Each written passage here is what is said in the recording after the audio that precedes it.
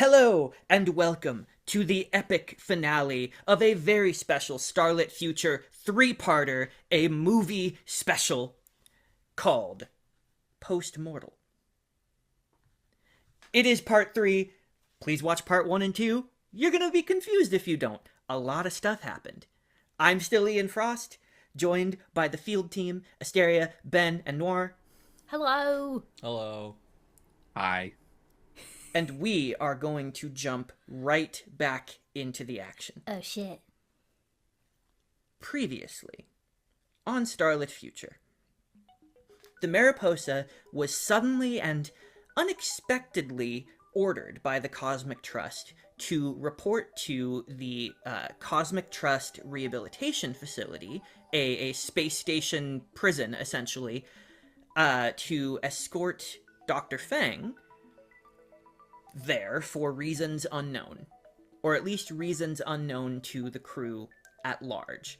The captain, in the middle of his log, as he was declaring his inner conflict at having to lie to the majority of his crew, including the field team, that log was suddenly interrupted by the ship being attacked by a cloaked ship. You immediately engaged in battle with this much smaller, faster vessel, and found, with some clever scanning on Ruiso and CTA's parts, that it was crewed by what appeared to be only 3 transcended humans. You emerged victorious and brought the ship into the Mariposa itself, into the cargo bay, pried open the doors with some great effort, and found that the 3 transcended crew members had not only wiped their entire computer banks, but they had also, no way to sugarcoat it, killed themselves by essentially triggering an acid-like melting mechanism that destroyed their heads.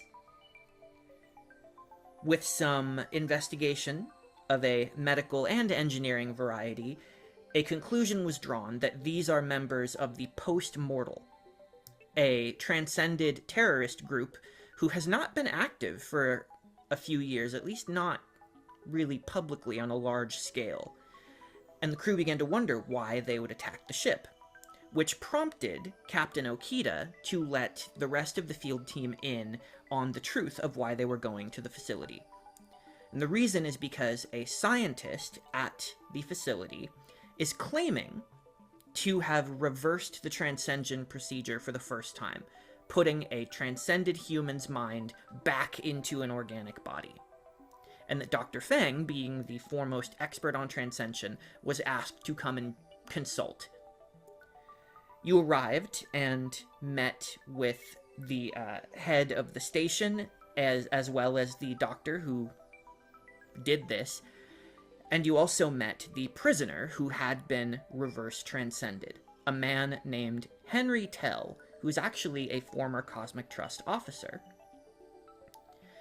You also learned that your chief engineer, Callie, has a history with this man, because he and Henry Tell and Henry Tell's deceased twin brother were all part of a Cosmic Trust task force that was basically hunting down the members of the Post-Mortal.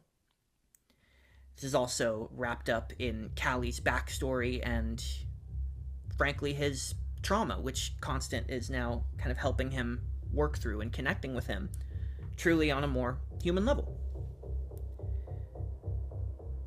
What you realized through some clever deception, especially from Ruiso, causing a distraction that made the doctor leave and then going through his computers, you found that the images of the progress of growing a new body for Henry Tell had been doctored quite expertly, but they were fake. Henry Tell also began exhibiting some signs of memories that were not his own. Memories of his brother being murdered, which is a well-known fact that his brother was murdered by the Post-Mortal. But you arrived at the conclusion that the doctor did not grow a new body, but he instead placed the mind of Henry Tell into the body of his brother, Jason, after he died. With all of this information sort of floating around, trying to figure out who you can trust and who you can't, the captain informed you that your new orders, coming straight from the Council of Ilias back on Vertex City Station, is to escort Henry Tell back to Vertex City Station to deliver him to Crown Industries, run by one Victor Crown, who was just elected by popular vote the new human representative on the council. So the crew did some little subterfuge to stretch out the amount of time before they had to take off, but ultimately they ran out of time, brought Henry on board, gave him his some, quarters to be confined to, and took off, headed for Vertex. The first thing that happened on your way there is that Constant and Callie, and the captain, I believe, went into his room and informed him of the truth. Or at least were going to. But that's when we realized that Henry had already begun to figure it out himself because of the memories that he carries. The memory of his brother being murdered by a strange, faceless enemy. We return on this journey, which, to your knowledge, at a reasonable speed, is only going to take you about 3 hours to get to Vertex. You also know that the inauguration of Victor Crown is going to take place later in the afternoon of this very day. Is there anything specific that you would like to do in this very short span of time, in this 3-hour period?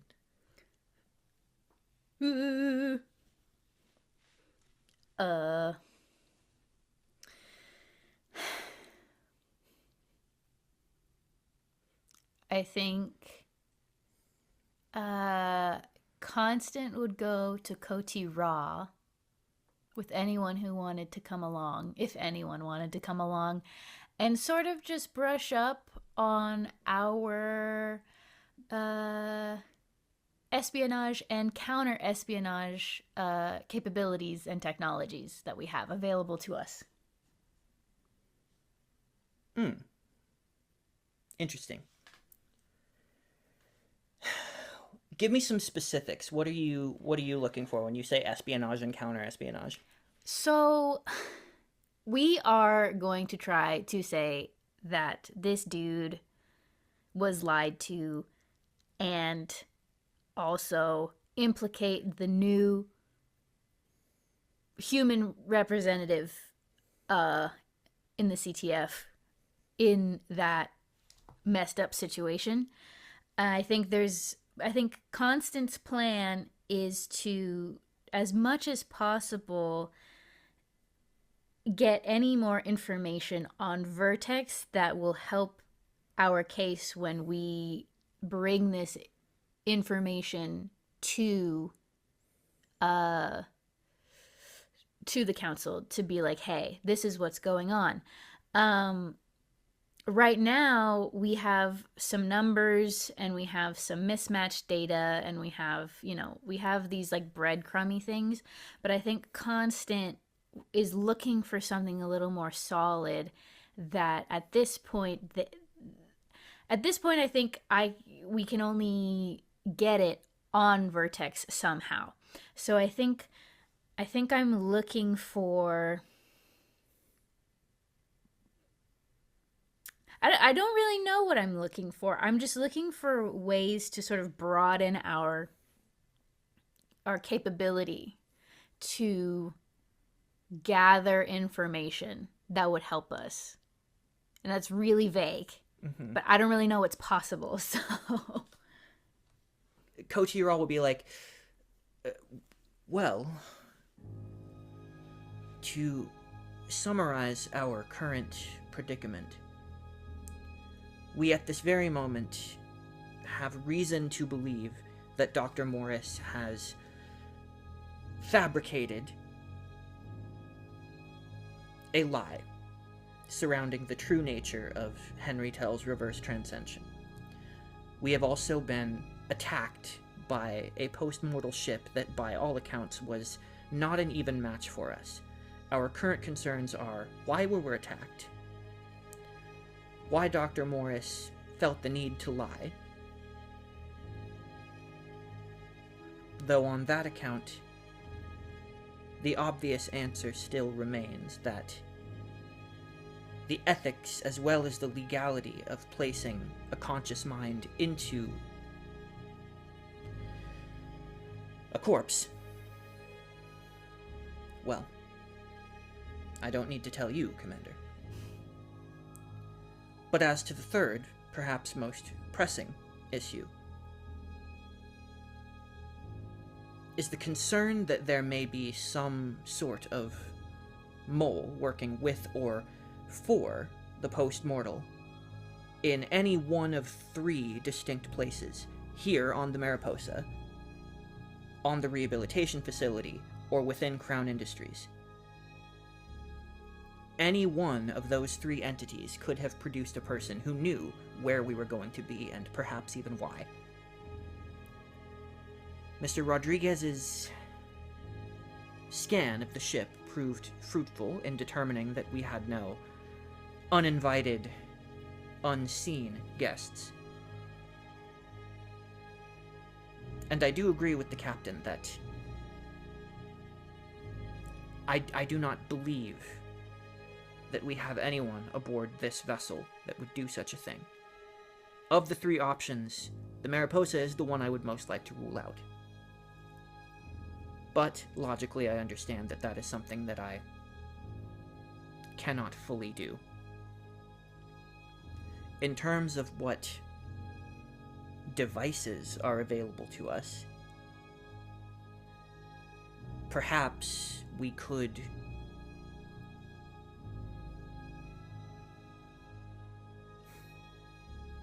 well, I imagine that Misters Rodriguez and Altandro are still toiling away on unraveling the mystery of the cloaking device. If we could devise a way to scan for such things, this could be helpful. Though 3 hours is a difficult time frame in which to get this done.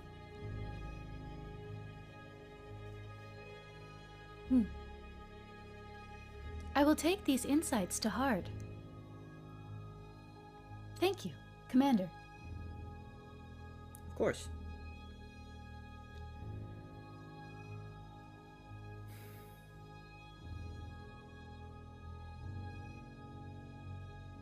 I'm gonna say pretty early on, like within the first hour of the journey, maybe even within the first, like,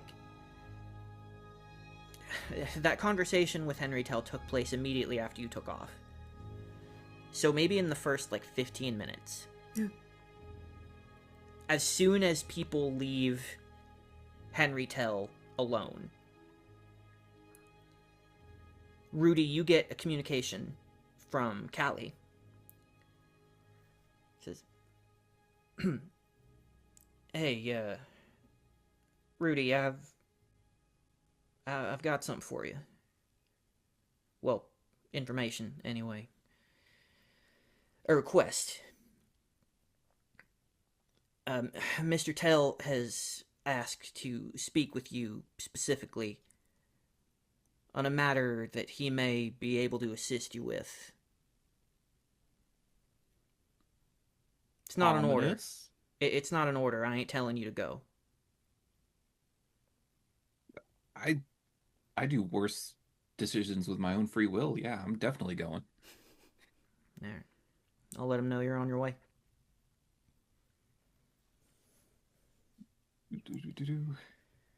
So you go over to Henry Tell's quarters. You uh, enter the sort of code, your authorization that Callie gives you to enter this room. You're like given security clearance. And the door opens into his, largely unfurnished but comfortable quarters that he's given here. You see that he's changed out of his prison outfit to like Cosmic Trust underclothes. And he's sitting at a table with his hands folded on the table. As he looks up at you and he goes, it's Rodriguez, right? Yep, that's me. Thanks for coming so fast. And in general, please sit down. Thank you. Sit down, nice and relaxed. I'll get right to the point because we don't have a lot of time to waste. Mike, Mr. McAllister, he tells me you're something of a experimental weapons engineer, that you specialize in designing unique artillery. I've been known to think up a explosive or two. Well, during my time in the Cosmic Trust, I had a similar interest. While I was on the task force, something that we were working on, frankly, that we were close to cracking, was a way to counteract the self-termination aspect. From what I've heard from the bodies of the post-mortal that you recovered, they're still using that same acid dispersal system to quickly and efficiently melt their entire cranial area. That's the reason that we were scarcely ever able to capture any of them alive. There is a certain chemical compound that can neutralize the effect quickly to break down the acid and stop it from spreading so that they could be theoretically taken alive. However, we never quite worked out a perfect dispersal system, be it a grenade or a gun or something. But I have the formula for the compound, at least, and I'd be happy to give it to you if it would help. If you can figure out a way to weaponize this thing, it could be useful if we encounter them again. Oh boy.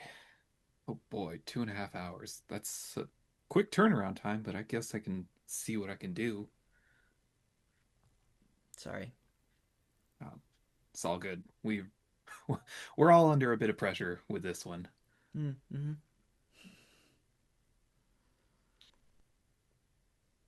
He looks around. Yeah. Also, uh, back in the cell, I didn't mean to say that you were a problem that like needed to be fixed. I only brought up that I'm an engineer and I only deal with mechanical problems because I know that I'm not the ethics guy on the ship. So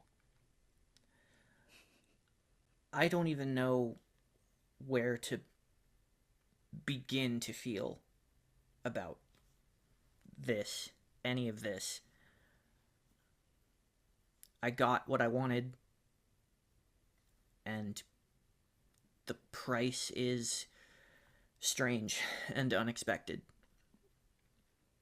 But I don't know yet if it's just for me personally bad or not, or how this is going to live in me, or any of it, really. So, I'm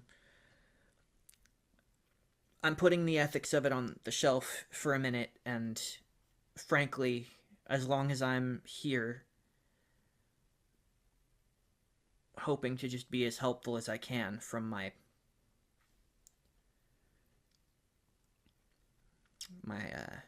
temporary living space here.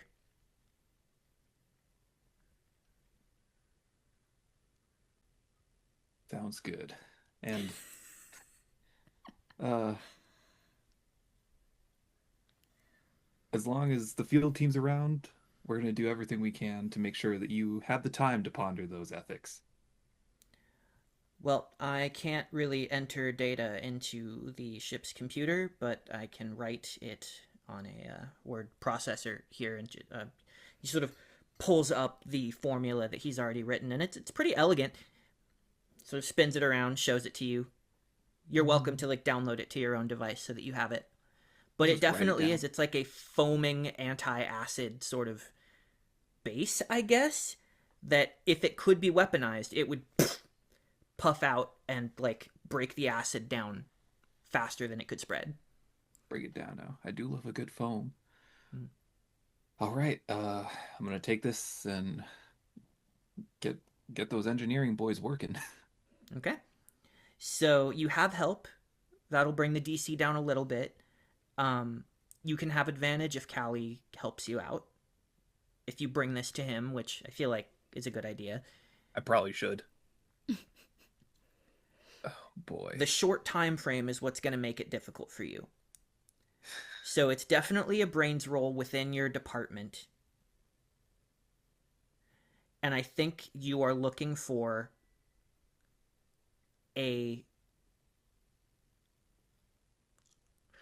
on a 15, it'll happen, but you're not entirely sure of like the blast radius. On a 20, it perfect, works like a charm. But it's 15 minimum just for it to work. All right. I believe. Oh, that's and it's within my department, so I get to re-roll that. That roll was absolute dog shit. 24. Whoa. Okay, so you tell me, do you want to put this thing in a grenade, in a gun? I think Rudy's just gonna stick with old reliable and just do a grenade because it's just fast, easy. He knows how those things works pretty well. You don't have any star points, do you? I do not. Okay. I was gonna, if you had one more to get it to 25, I would offer you something extra special for it. Can I give one? Can I be there and give one?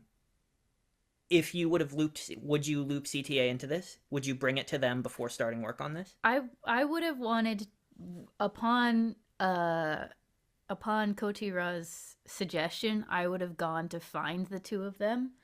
So to be able to finish the cloaking research. Oh, so. And you know what, actually?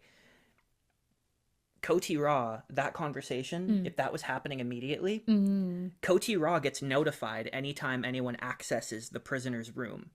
So as soon as Rudy went there, Kotira would have pulled it up and looked like curiously and said, "Oh, well, I'm obligated to report to you that Mr. Rodriguez is currently visiting the prisoner." Whoa. I'm the mole. Betrayal. He did use Mr. McAllister's authorization code. I did? Ooh. Oh. Well, yeah, he gave it to you. He gave you, like, that's not weird. It's not like it's a stolen thing. It's like he gives access to. Yeah.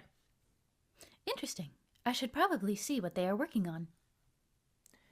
So by the time you would get over there, you would intercept Rudy on his way out. And that's how you would know about it. Woohoo!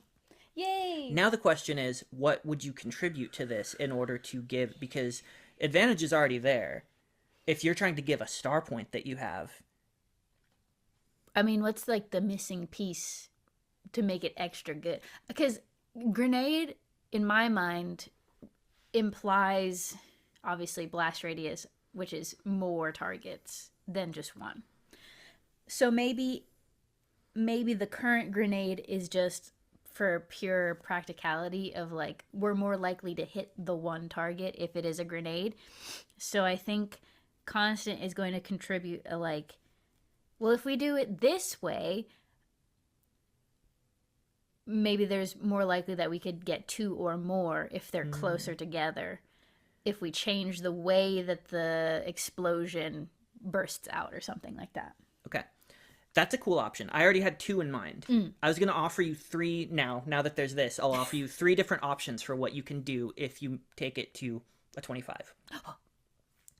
You can either give it a larger blast radius so that it could hit more of them.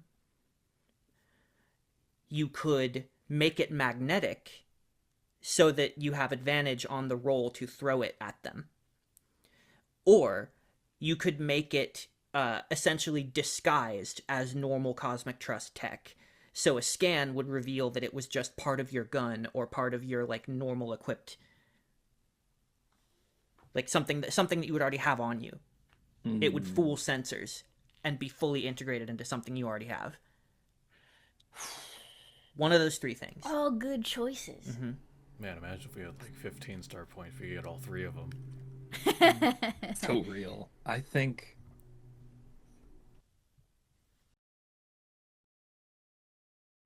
Rudy would go for the scanning one, just so pocket sand. Oh. Rudy, I do believe it would be best if we tried to disguise this technology. Fight fire with fire, as it were. They will try to be sneaky, so should we. All right. If we get in trouble, I get to pass this on to my superior officers. Sir, yes, sir. Okay. So you can finish that up. And because you took it to 25, it doesn't take you particularly long. You crack this in like an hour and a half, so you still have half the journey left. Ruiso, is there anything that you do in this very short span of time? I don't think I expect to get through any like any big strides done, but I think I will return to the post-mortal shuttle and keep working on that cloaking tech stuff. Mm-hmm. So the DC is less now because of the headway you made before. Mm-hmm. So now I think you are looking for a 14. Excuse me. Okay, so this is my brains and what do I add? Computers, physics? We ruled that physics was cool for this last time because it makes sense. You're working with physics to try and make a thing invisible. Sure. Yeah. Could we have sent Veal to help him with this? Yeah. You would already have it. Hello. You already have advantage. Hey. Hello, pretty lady. We've never really interacted before. Oh, sorry about that. I mean, you know who I am. I know who you are. Yes. Rudy has spoken of you. Great. Sorry, I don't mean to be so informal, sir. I just I'm here to help with anything, engineering side of things. No. I'm not quite. Formalities are they're okay. Sure. No, I said no. So let's keep things. Let's just. So, she will bring the DC down to 12. Okay. All right. Because you already have advantage. Yeah. Oh, yes. Wait, I do. Well, it's within your. I see. This is definitely a science department. Yeah. Department situation. I'm so used to getting advantage just from someone commanding me to do it. I forgot that was an option. Yeah. Usually help actions are represented only by giving star points, but if it's from an NPC like this, I think this is the way to do it. Okay.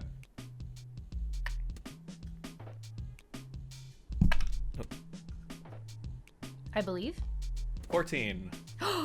Yeah. I do it. So on a 14, you don't have time to build a new one, but you figure out how it works. You have that breakthrough moment together. And I think with Veal helping you there, bringing that DC down, I think she sort of guides you through how the mechanism, how the cybernetics of it is very elegantly weaved into the engines and how that affects everything. Like, the idea of how this thing can still propel itself well while maintaining this effect, that's the intersection of science and engineering that needed to click better. And it did. So you know how it works. while you won't be able to build one in the time that you have, you absolutely have all the time you need to modify the scanners on the ship and in your personal scanners to detect this effect. Excellent work, Vil. Thank you so much for your help on this. This will be monumental in our work against the postmortal. Hey, that's a lot of the reason why I became an engineer, right? A lot of the time the solution is in the thing that makes the thing go. So Good point. Yeah, absolutely.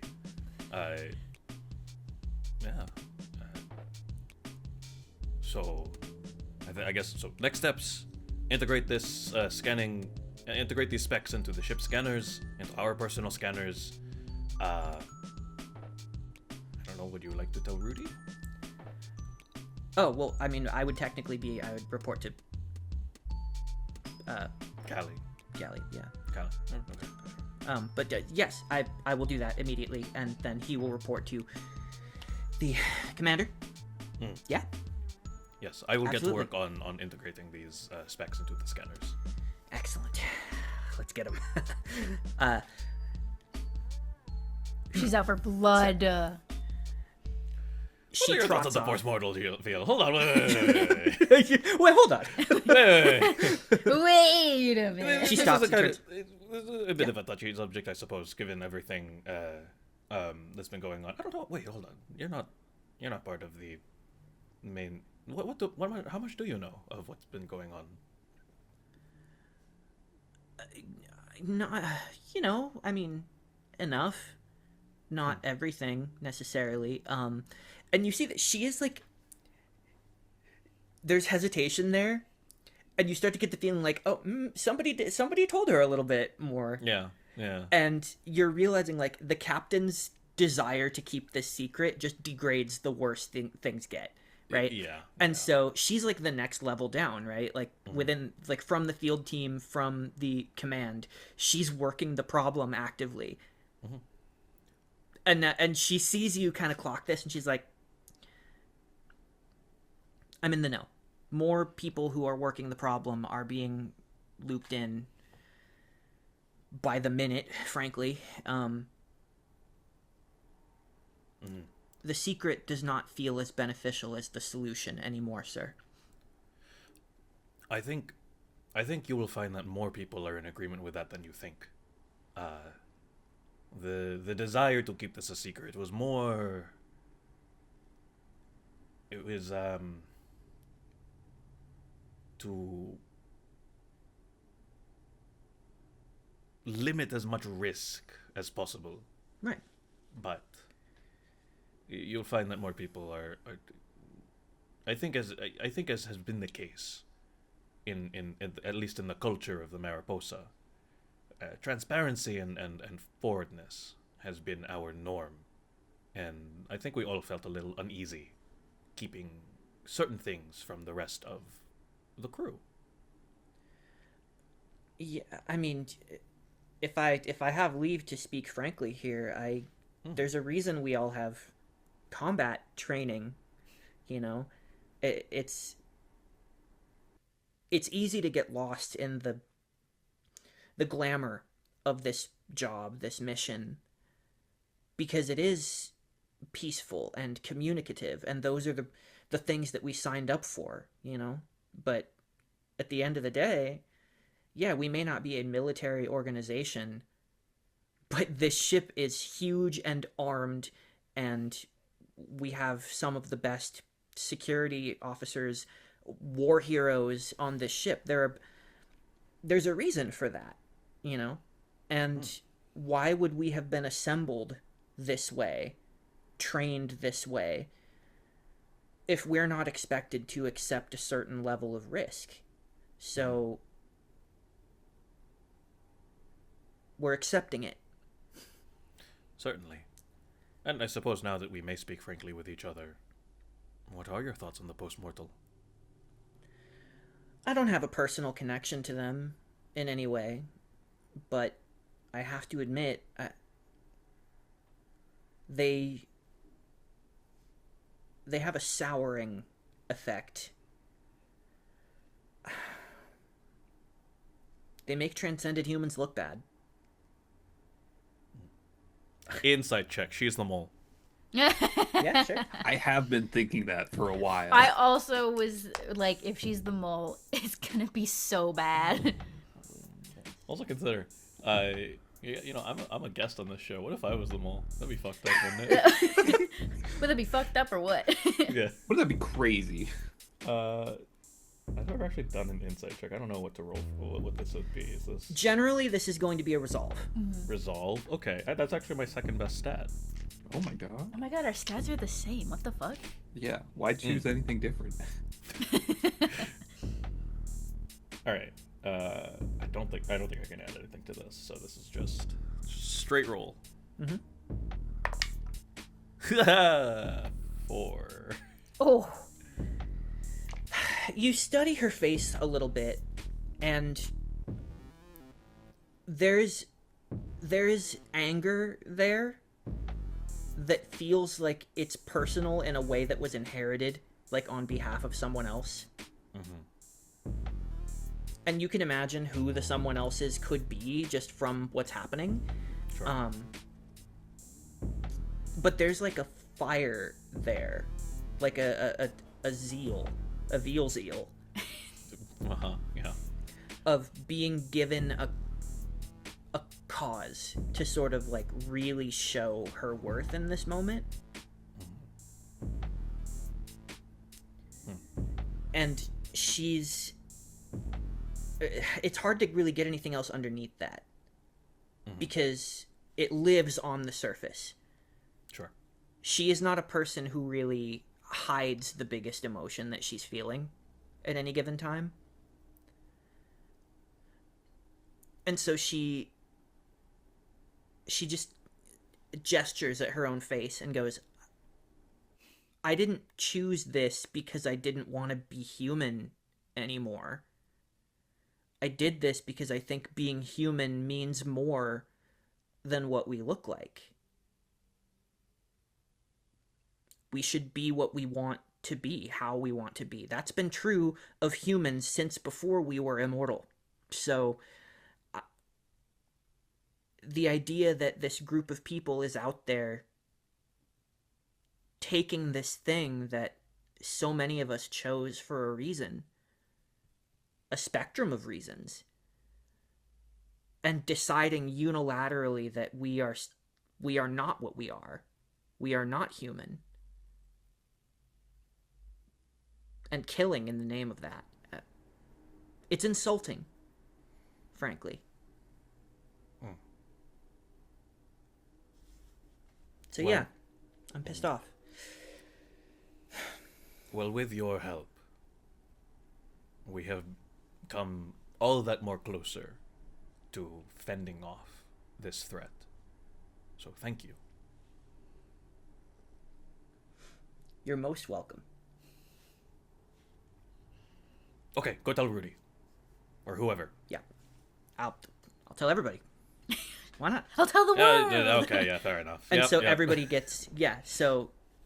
everybody gets informed through the like chain of command, and it reaches all the way up to the captain, and we get into the final like 45 minutes of the journey. Captain, so here's the deal. And the captain brings the field team in, as well as the senior officers, and he goes, I have made a decision. When we arrive, I intend to inform the council that Dr. Feng requires Mr. Tell to remain under observation for a while longer. That the scans turned up something potentially distressing, a strange side effect that Dr. Feng must continue to work on. I intend to keep Mr. Tell here aboard the ship until our appearance at the inauguration is over and we have had a chance to talk to Mr. Crown ourselves. Now, I am expected at this inauguration The field team was requested but not ordered. I believe your presence is rather necessary. If anything is to happen, you should be there. I have, of course, given warning as well that my official recommendation is that this inauguration should be perhaps postponed, but it does not appear that that is going to be the case. The head of security at Vortex, Mr. Maxwell, he seems confident that no one would be able to break through their security perimeter.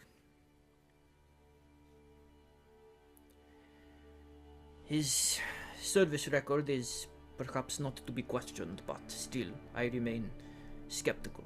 So, I would like all of you there.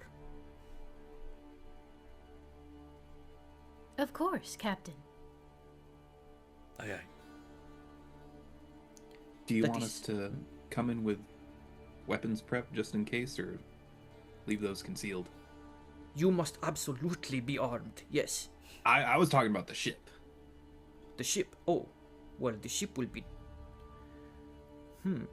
This is an interesting point, Mr. Rodriguez. Normally the ship would be docked within the under levels of the city. However, we could simply remain in orbit, take a shuttle in instead, if you would prefer to have the ship remaining out here for security purposes. I feel like it would be wise, considering our track record with being ambushed. Very well. Mr. Laddie, it will be to you to bring us into Vertex proper then. Aye, sir.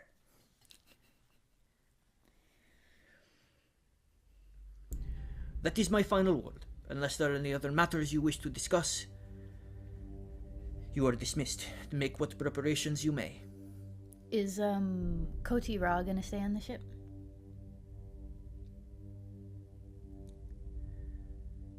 The captain's recommendation generally would be yes, but if you have reason to disagree with that and have her come along, that is your prerogative. No. Otherwise, the security purpose would be taken up by Liam. No, I stand with my man. That's the outcome I wanted. Yeah, he's here in the meeting as well. Mm-hmm. So, yeah. Should we all have some of those special, Oh yeah, foam balls you made? Whoa. He'll produce what look like little discs, and then he'll give a brief little rundown. Push in the center, pull back on the side, throw. Big burst of foam. Like I a have two frisbee. for each of you. Yep. Like a frisbee. You won't be able to throw them far, or very hard, but should be. I have a feeling that we'll be close enough that it won't really matter that much. Oh, I'm hoping we don't even have to use them. So, but it's good to have. And he puts them in his little utility belt that he has. How big are they? Like, Yeah, they're like yay big. okay. Got the Yay, expanding foam. big. Gotcha. Stop. Shut up. Never. I like that.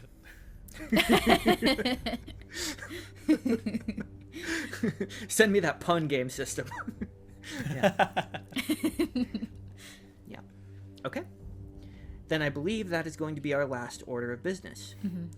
You arrive at Vertex and see the transparent bubble half dome above the lower silver structure with ships coming in and out.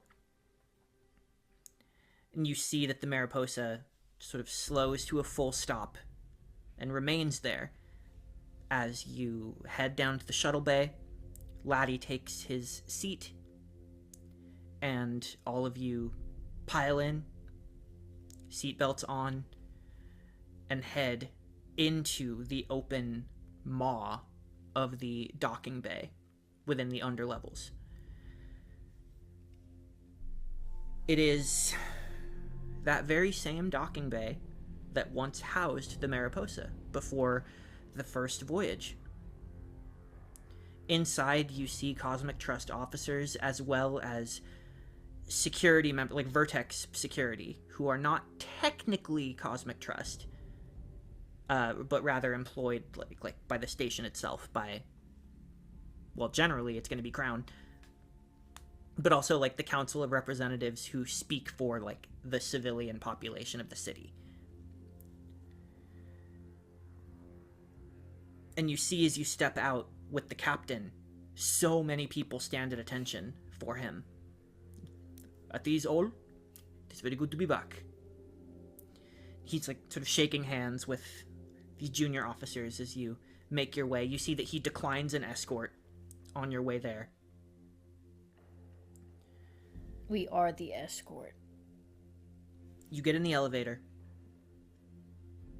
place it into its transparent mode, and as it rockets upward into the city, you see it stretch out vast before you under a bright afternoon, verging on evening, like a little bit before sunset. And it's all, of course, artificial, but it is a very beautiful painted skybox. Perhaps the most realistic you've ever seen. And you step out, and you already see banners everywhere and like holographic billboards with playing snippets of interviews and the footage of Victor Crown sort of accepting his victory. You see his opponent's concession speech as well. You see that there are people just like celebrating in the streets. There's like food vendors out all over the place. There are these little like drone sort of orb-like robots with a cut-off flat top that have like rotating bottles of these fun sort of glowing fizzy mocktails that they're like flying around and offering, and people can like tap them with their charge cards and just take one of the drinks that gets dispensed from this little drink drone patrolling the city. The whole place is just very much alive. You head over to Crown Plaza, where you can see the massive towering building of Crown Industries with that image of a silver crown sort of off in the distance. You could walk to it in maybe less than 10 minutes. And this huge plaza is stretched out with these like trees all around it, and there's a stage set up that looks like it's on repulsors so that it can be moved in and out if it needs to. And you do indeed see a lot of security personnel who are not Cosmic Trust. Some of them even sort of discreetly, almost hidden, like in the tree line around the outskirts. And there is a huge crowd gathered in front of the stage. You see that there's no, like... From what you can tell, there's not a vetting process happening here. This is a public event. I don't trust it. I don't like it. Dog, I just have grenades on me. Why is there no vetting process? There are, I imagine, scanners of some kind to walk through. Metal detectors are not really that useful in a robot world. Every transcended human would and just... Pondu and Mm-hmm.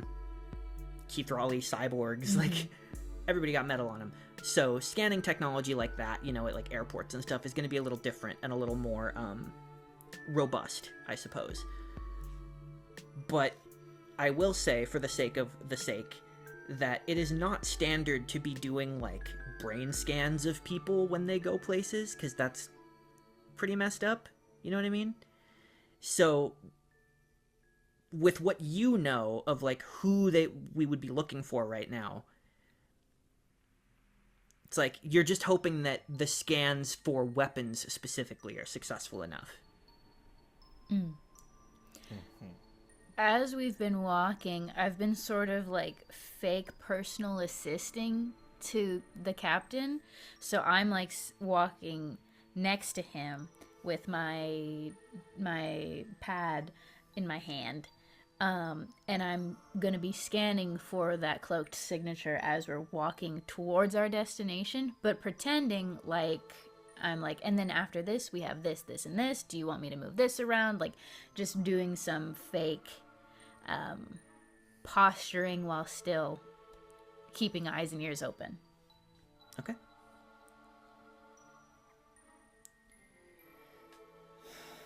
Do you want to just be looking around? Do you want to like roll about looking for anything, or is that just your sort of position in the... My stomach is so mad. Wow. No, I want to be actively scanning on my pad, my scanner, Right. for the signature. Of like cloaked individuals. Yeah. Okay. So I will just go ahead and tell you, you're not reading any cloaked people here. There's no signature of that emanating from anywhere around. That's just going to be running on my pad as a background task this whole time.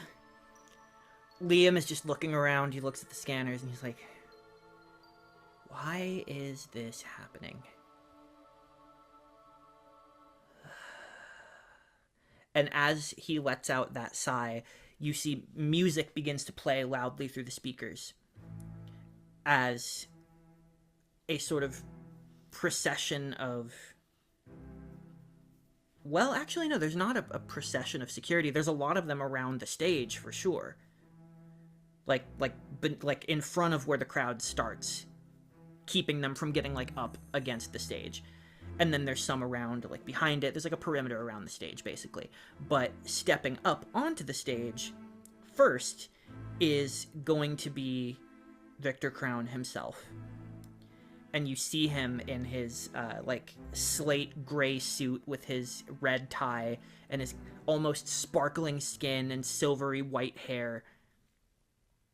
He's, like, bright, starry eyes as he begins to wave to the crowd. But you notice the figure behind him is this very large man who is very clearly transcended. He strangely has features that are almost similar to Dr. Fang's. They're kind of flat and angular, but much bulkier. Almost mannequin-like, but with like separated plates. Like his body is sort of an armored version of a human.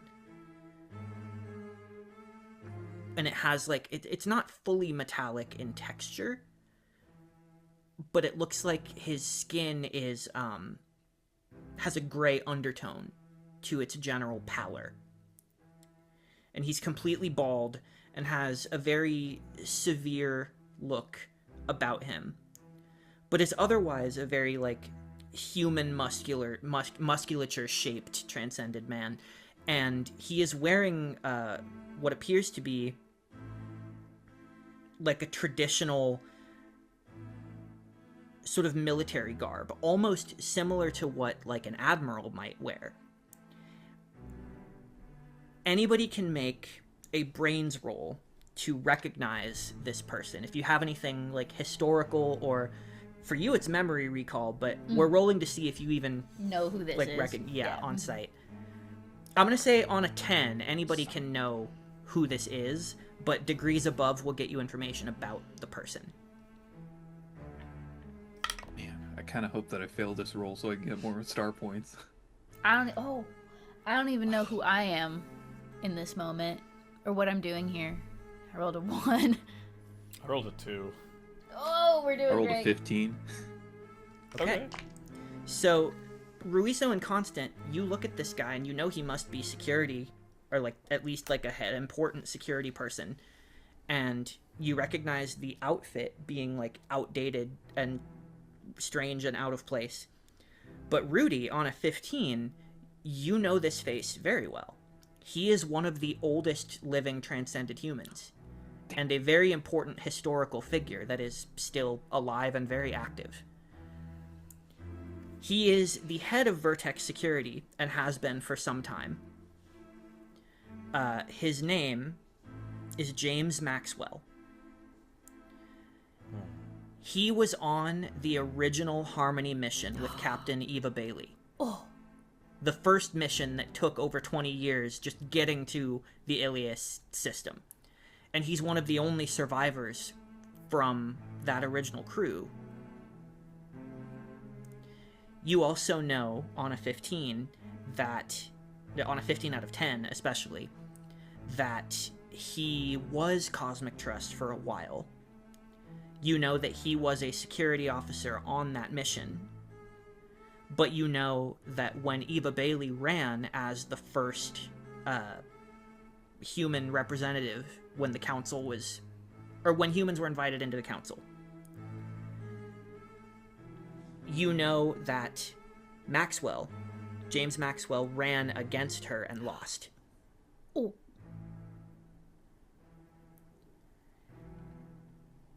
When Vertex was built, he very quickly was, like, scooped up into Victor Crown's good graces. And it was kind of a big deal. It lent a lot of legitimacy to Victor Crown when he built this place. And is part of the reason why the Cosmic Trust was like, it makes sense for us to come here. It truly is understood as a very strong, very smart political move to have brought him in. But it's also very notable that, like, this guy is not a Cosmic Trust person, even after everything, even after having fought in the war. I really want to give you one more thing. I feel like Rudy, upon recognizing him, he'll call up Veal and he'll be like, so I'm not too big in the whole transcended culture, but James Maxwell still has a lot of metal on him. Is there any significance to that? I mean, you know, he's one of the first.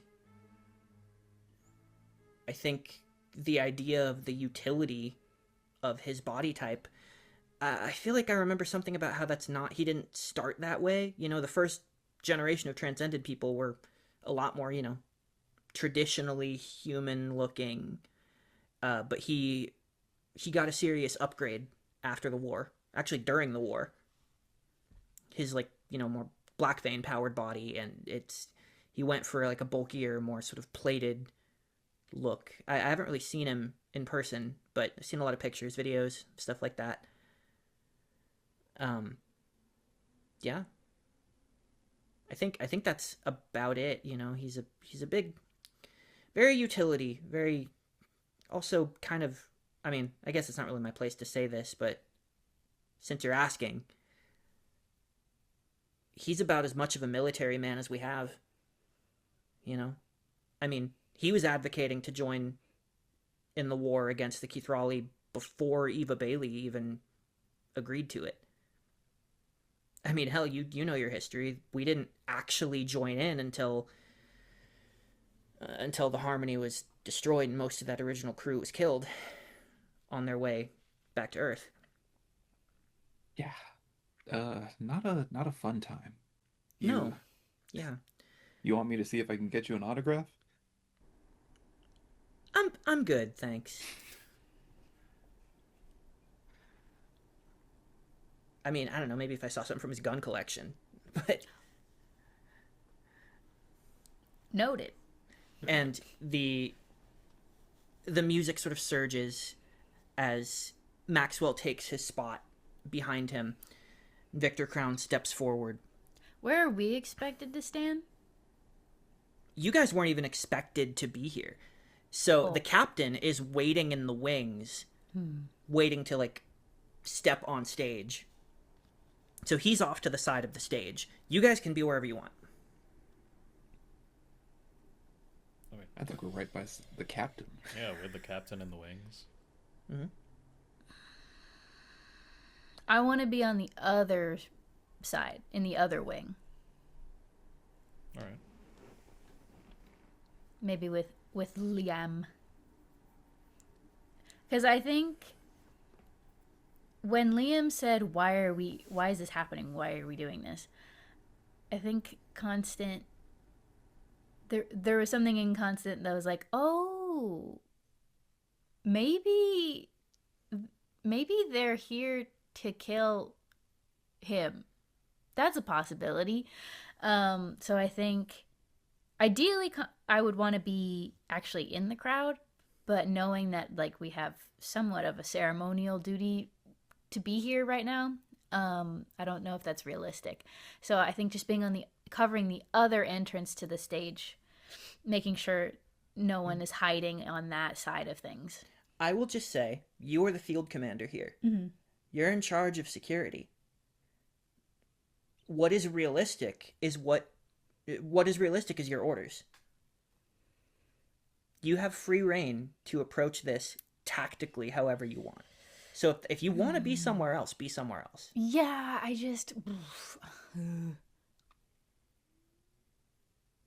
don't want to be alone. That doesn't sound smart. And I don't want Liam to be alone. That doesn't feel smart. Nah,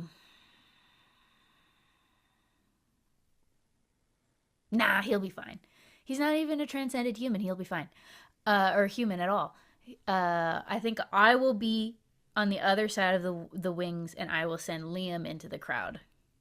Somewhere in between middle crowd and front of crowd, like that weird liminal space where you're like a quarter of the way away from the stage. Yeah. It's like, am I close enough to like cheer and whatever, or is it just like kind of like a lost cause, and do I just kind of stand and look? It's up to you. That's where you are in the crowd. Yeah, fully up to you. He is in the pits. Because if you're like too far in the back, it's kind of weird to be cheering and stuff like that. Just and then if you're in the front, it's weird if you're not cheering, and so it's kind of like you're in a weird transition period. Yeah. Rui, so go ahead and give me a scan roll. Oh, sure. So brains with advantage for your department, and if you have computers. Would you rule that using a scanner is computers? Because if so, then yes. Yeah. I'm not going to give you a DC. I just want to know something. Oh, God. Oh, shiminy.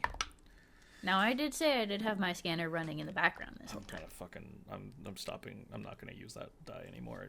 I rolled a 2 last time, and I rolled a 1 this time. Thank God I have an advantage. 2. Oh, my God. What The is that, dice a want D4? us to get into a scrap. So what did you get? 5. 5? And then your scanner is running the whole time, but were you scanning only for cloaked people or scanning in general for like... Cloaked signatures. Okay. Yes. So you're still not seeing anything on that front. Cool. Victor Crown steps up and he begins to speak. Explodes immediately.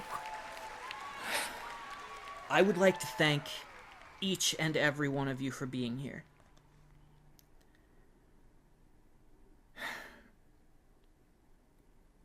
This city is not perfect. We have had our share of tragedies. I'm sure we will again. But we need to stand united. Humanity, all of humanity, the Unala, the Kithrali, the Pondu, the Vrolkai, the half Vrolkai. You see Liam kind of like, huh, interesting. Don't Ayo. usually get mentioned specifically like that. That's me. He goes, and the new friends that we make out beyond our galaxy. All of us have to stand together. I intend to enact no policy that does not serve that end. He stops, sort of like lingers on the double negative that he just said, and he kind of chuckles to himself. He goes, sorry, I'm not one for written prepared speeches. I prefer to just say what's on my mind and in my heart. And right now,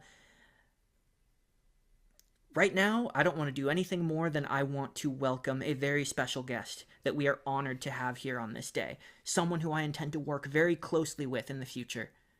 The captain of the CTF Mariposa, Captain Okita. And Okita steps up and begins to wave to the crowd.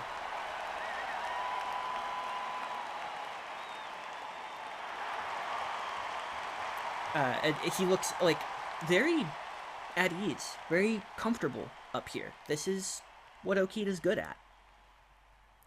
And he steps up alongside Victor Crown. He goes, I am very glad that I was able to attend today. My crew has done incredible fine work, and I look forward to sharing it with the fine people of this city.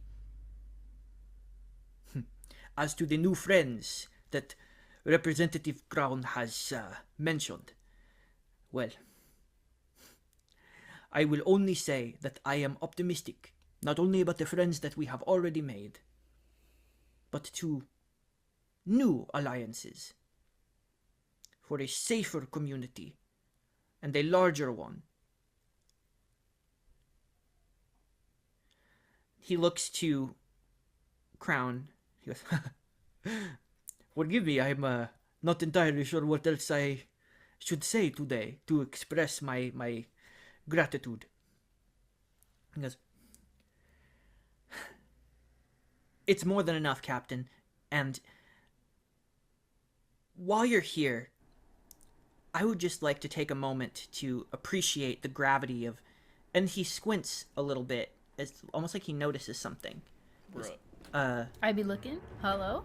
And Sniper you dots? clock what he sees, and you look into the crowd, and you see 5 distinct points in the cloud, or in the crowd, where a thick, billowing, like, smoky exhaust is building up suddenly. Shit.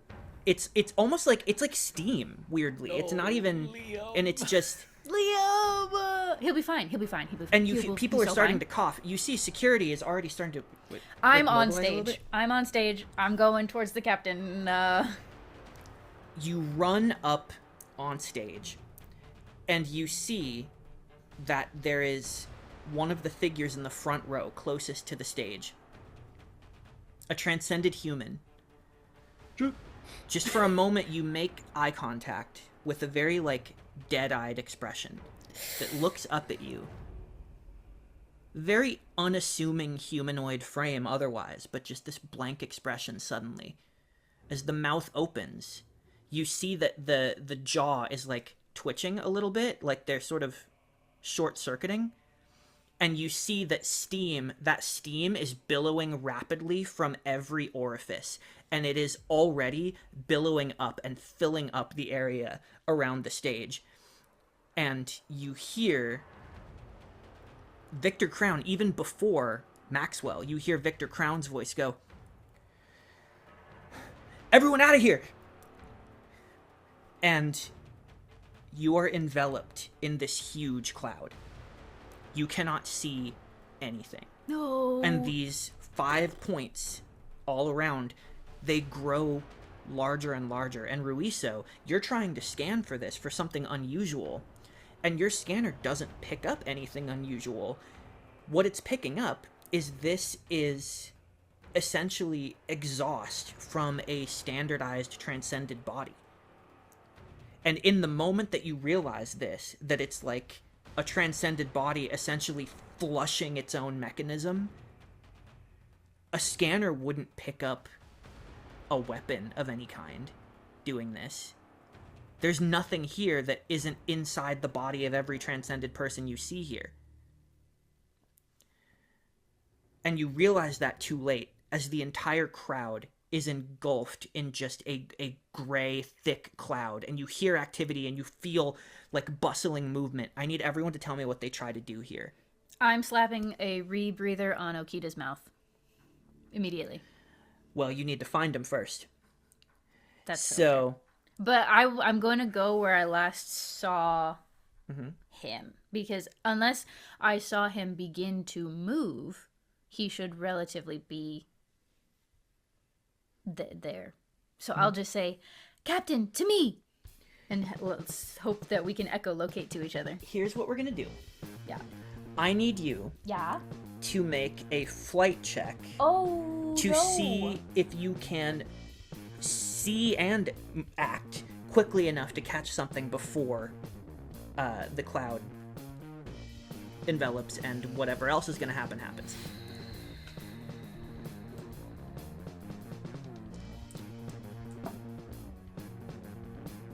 Any way I can add armored body to this. Anyway. Any For speed purposes, no. Oh, fuck. Yeah. Okay. This is functionally an initiative roll, weirdly.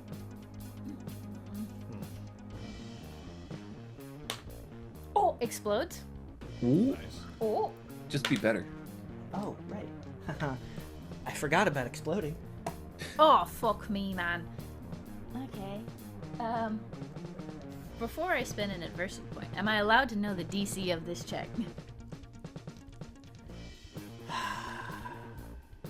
Because it's opposed? I'm not sure. I am rolling a D4. Well, the For benefit flight? of spending, I think... Yeah, I think I kind of have to tell you. I rolled a 25. Okay, so ain't no way, is what I'm hearing. Jesus. So I rolled a I mean- 7. No. I was like, You well, keep Ben exploding. rolled like 10 explosions on a D4 one time, so you know it's not impossible. But statistically unlikely. Just keep hitting the 25%. Yeah. Well, you got a 7, right? Hold on. So you can make it explode, right? I can, but if I don't, then it's like I've just wasted an adversity point. How many do you have? I have 3. You have 3. If you don't do this, Okita will die. Mm-hmm. Oh shit! You're so right. Actually, you're actually so right, and you've never been wrong in your life. I don't think when it comes to Okita, Constant doesn't give a shit. Constant will throw themselves into the fray at any point for him. So that's 8. Rolling again. It explodes. Explodes. Explodes. That's 12. 12. Just hit the 25%. Yeah. 25% every time. No, that's a 14. Oh my god. But I get that adversity point back, so it's like I never spent one. Well, wait, hold on. So you You rolled. could What did you roll? What spend- did you roll on your most recent one? A 2. A 2. You have 2 more adversity points. We're not going gambling, Noir. Restless gambler, hit it! We're taking the aw dang it on this one. On Alright. a 14. I will say this. There is a little bit of failing forward here. Because you do have perfect memory recall. I do. And you know where Okita is. Yeah. And so when you rush up and you clock in the periphery this dead-eyed transcended human expelling this huge plume of like thick fumes, you jump through it straight into the cloud of vision obscuring vapors. And you jump forward to where you know Okita was standing, and you catch air. And you just hear heavy footsteps behind you. Just and this like and then it grows more distant. Very rapidly, like footsteps moving away from you. What else are people doing? So what is this smoke or steam comprised of? Is it like smog, in which it's kind of dangerous to inhale? Is it steam, where it like just obscures the vision, but it's kind of safe Yes. otherwise? So, yes, it is not something that you're actively choking on. It makes you cough a little bit, but it is mostly just a very thick steam. Okay. Okay. There's a heat to it, I'm assuming. A bit, yeah. Okay. My first thought was to switch my scanner to like an infrared and try and track heat signatures that way. But if the steam is kind of obscuring that, then I can't really do that. And the radius on the anti-acid foam whatever is just like one person, right? Yeah.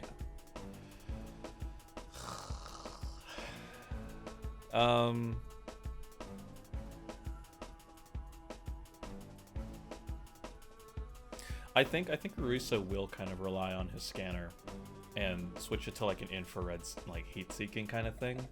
It's not going to be perfect, but he's kind of hoping that the like body heat signatures are going to still register even amidst the steam, and he's going to try and and target like where the heat is centralized, and that should be where the transcended humans expelling steam are. That's a fair assessment. Go ahead and make me a scanner roll. This is a solid idea. Shouldn't be too hard to do. I'm going to give you an 11 on this. Okay. Is this science related? Is this in my department? Okay. Yep. Okay. I rolled a 10, so that should do it, even with my computers. Yep, and a 1. That's an 11. Hell yeah. On 11, you switch to a more infrared scanning mode, and you detect the motion of a bunch of people, because there are organic people here too, and Keith Raleigh and Unala, so there's a lot of heat signatures moving through, and you attune to the sort of chaos of it, and you factor in the specific heat of the steam and the concentration of it, all in just a matter of like seconds, just sort of fiddling with this, and you find the closest source to you, which is pretty much in spitting distance of you, because you were actually in the crowd. And close to the front, you said too. So the closest one would be the one that was right up against the stage, that filled the stage with this steam. So you know right where that guy is, and he's like 15 feet from where you're standing, if that. I don't have much of a plan beyond this. Okay. I'm just gonna take one of the discs and toss it at him. Hell yeah. Not like a frisbee, because I don't know what frisbees are. But I do end up coincidentally throwing it like a shuriken instead. Because you... I would have made you roll with disadvantage because you're throwing blind, but you're no longer throwing blind because you used your scanner smartly. So you are going to go ahead and make a fight roll. Okay. That's a d6. Oh, I believe. Oh, I believe. Oh, I believe. No. Uh-oh. You know what? Yeah, 2. Oh. Yeah. Okay. How many do you have? I have with that I have 3 star points. Well, before getting one for that, because you can't use it to spend if you Yes, on the yes, one yes. you failed on. I have 2. You have 2. Okay.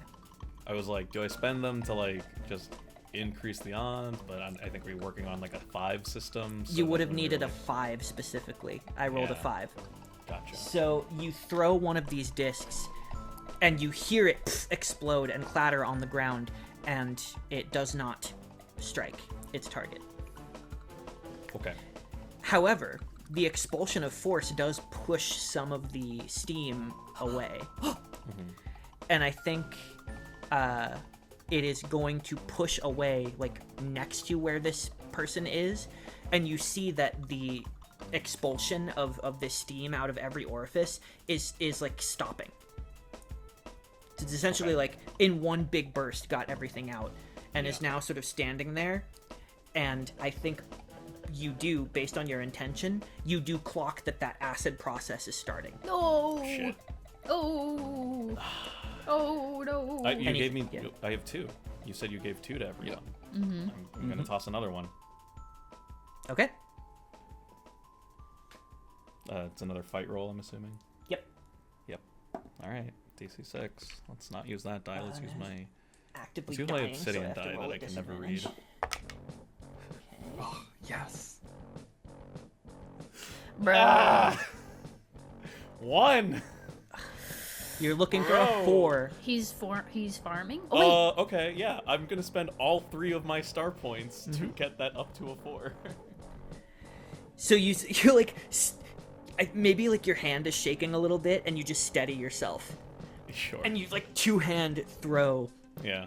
and you watch the disc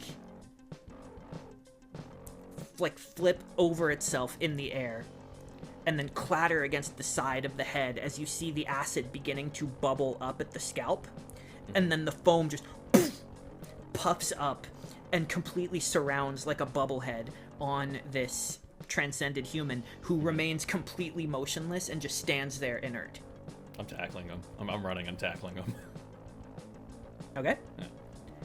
Yeah. On that, this is now like essentially the third action you've done. Yeah. I'm gonna go ahead and say, steam around the stage specifically has almost completely cleared. And CTA, you can see through the mist as well. I'm not gonna make you roll for the tackle because there's no opposition. Okay. You just tackle into this person and feel like rigidity. Uh-huh. CTA, you look around. There's no one left standing on stage. Just the security officers who have flooded the stage, who are now looking around frantically trying to figure out what has happened. But there is no sign of Okita. I take out... We have gun. Yes? We have gun? Yep. Okay, I take out gun. I set it to stun, but I set it specifically to transcended human frequency stun. Like the most sort of universal, like, use this to stun a transcended human, but not to, like, fuck up their wiring or anything. I set it to that, and I start looking around for Rudy to see, because I can see Ruiso.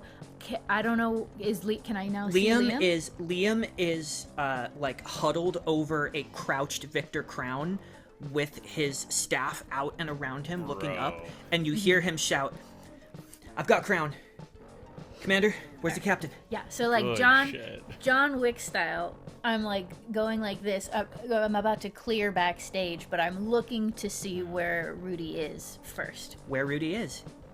Rudy is by the other wing, and if you like make eye contact and just gesture him to come over, he'll help you clear backstage. Yeah. So we're gonna simultaneously try to clear backstage and look for the captain. Okay. The two of you need to go ahead and make a some sort of investigation or perception situation. So, likely a brains, arguably a resolve. I'll take a brains. I'll take a brains. Brains for a more investigative approach, resolve for a more perceptive, like, just what do I see approach. Okay. And you get advantage, but I don't. Hey. That's not the point.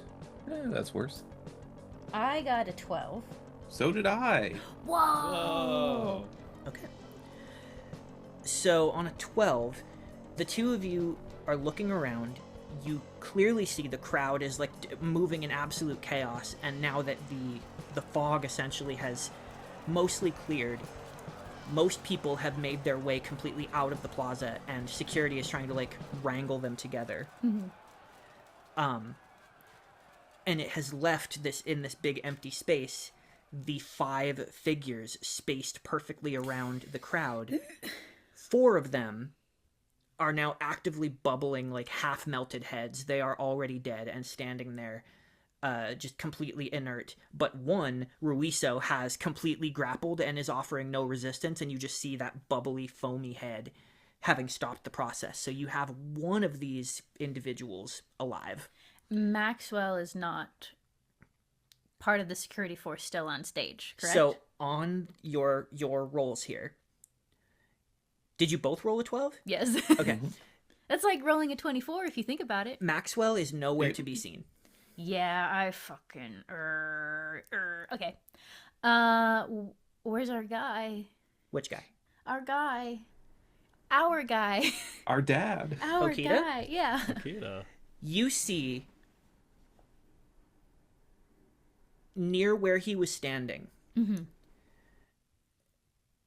there are like a little bit of torn like metallic filament shreds Oh, no. where his claws rended against something. You see a little bit of uniform of a similar color to Maxwell's. Oh no.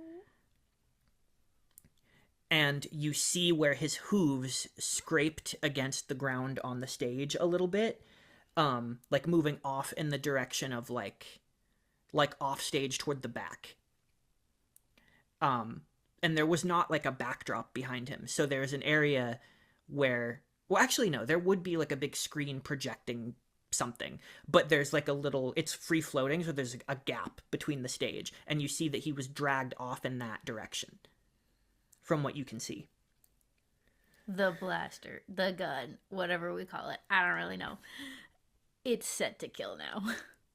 So do you continue to look in that direction? Yes. But I'm going to, in Liam and Ruiso's ear, I am going to say, "The captain is gone. We believe he was taken. Please inform Commander Kotira." Aye.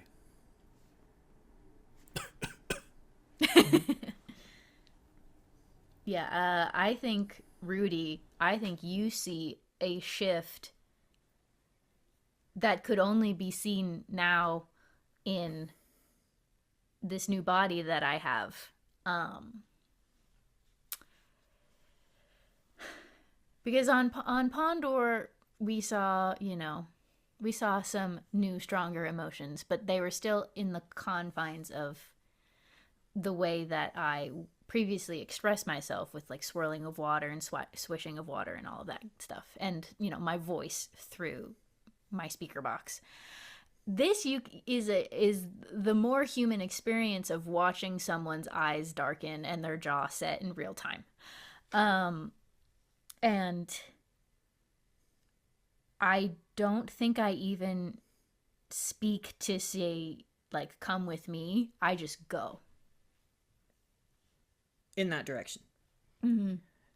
If you drop through that gap or even go around it, what you see is a wide open pathway, like a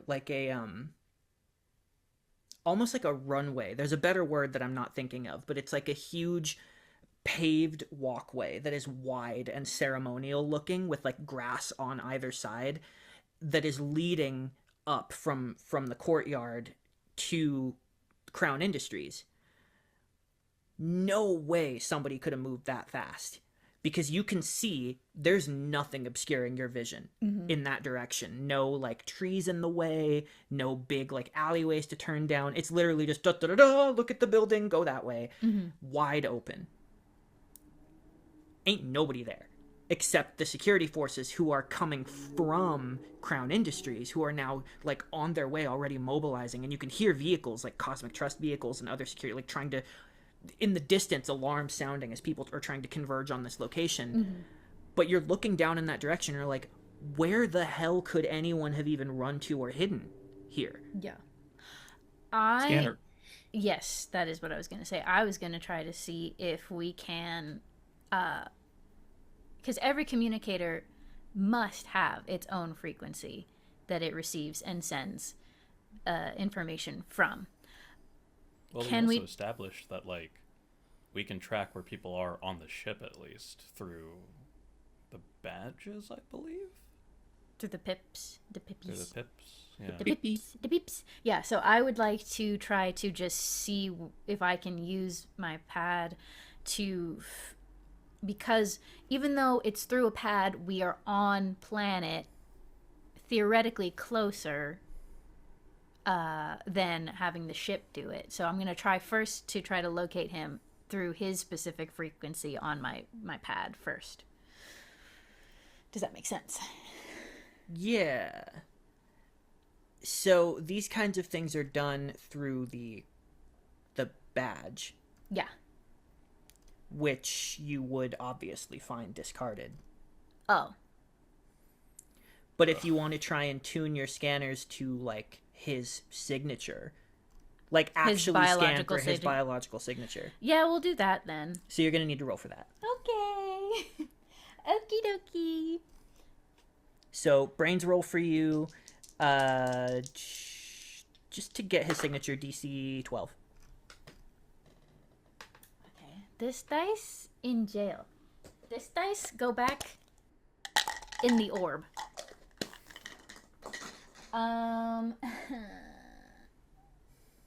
That's a 3. On a 3, you're Oh trying to my find goodness. his bio sign, and there are just so many other people around that it's really difficult to lock in on like a big Unala like that.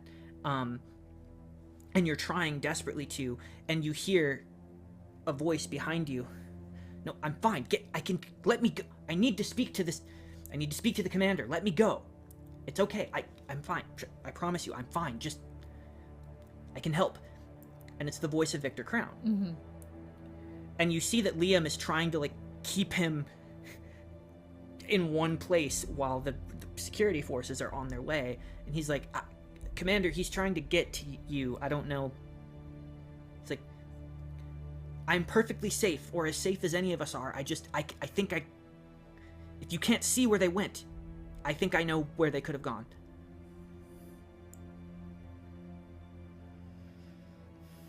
We will certainly discuss how you know that information. Please share. He looks around. He's like, it's a part of my security for the courtyard. Look. And he steps up to close to where you're standing, and he says, could you step aside for a moment, please, Commander? I apologize.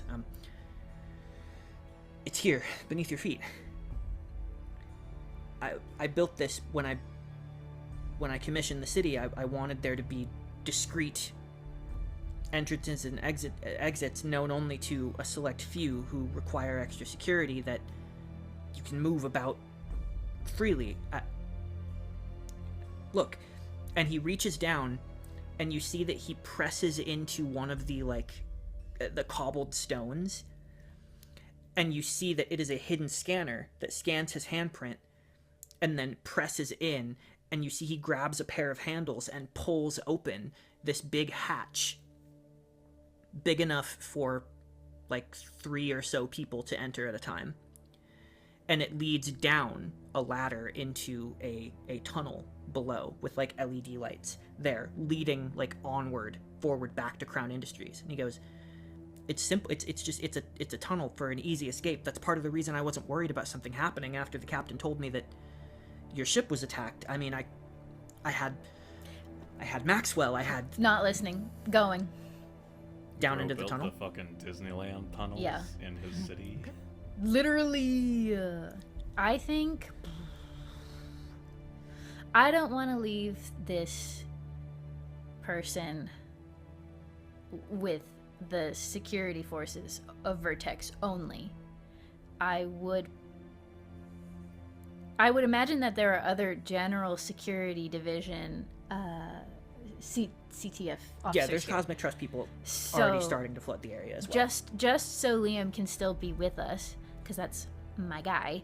I would have him direct them to stay with this individual, and not let this person be taken away somewhere separate or without CTF representation present. Then not listening to Victor Crown as he's trying to explain, I just go. Time is of the essence. Rudy, Liam, we're on a fun little field trip. Meet us in the underbelly of Vertex Station right now. You mean Ruiso? I mean, yes, Rudy. So sorry, a lot of things have happened right now. When you forget your own name? So you're asking, Bro. sorry, Rudy, you're asking just for Ruiso to join you And Liam. and Liam down into the tunnel. Okay. Mhm. Yeah. So there is like a Cosmic Trust security officer does like arrive on scene, and begins sort of taking over here. And Liam leaves Victor Crown and goes down into the tunnel with you. You see that it stretches out and forward. Oh no, Victor Crown's also coming with. Oh, you want him to come with? Yes, yes, he is. What? Ew. We're not letting He this guy doesn't- get away. What are you talking about? Exactly. He doesn't argue. Honestly, he's like, of course, you'll need my clearance to use the elevator. Right, okay. Yeah. And I think you would probably notice that he is armed. He has like he has like a fun little like sleek little pistol. Ass. That's Under what his it coat. looked like that Ian did when he was patting himself. It looks like he just like touched his own butt. Just like Digging sanity in your check. butt, twin. He has a gun. He too has a gun. I see, A little I see. hidden one. So you head down. I'm gonna say, as you are, Rudy, you have to like get over there first, right? So as you're getting over there, you mean see. Riso? No, Rudy. Rudy needed to get over to the tunnel too, right? No, 'Cause you Rudy, were- Rudy was with me. the whole time. Ruiso Okay. and Liam. This is your helix.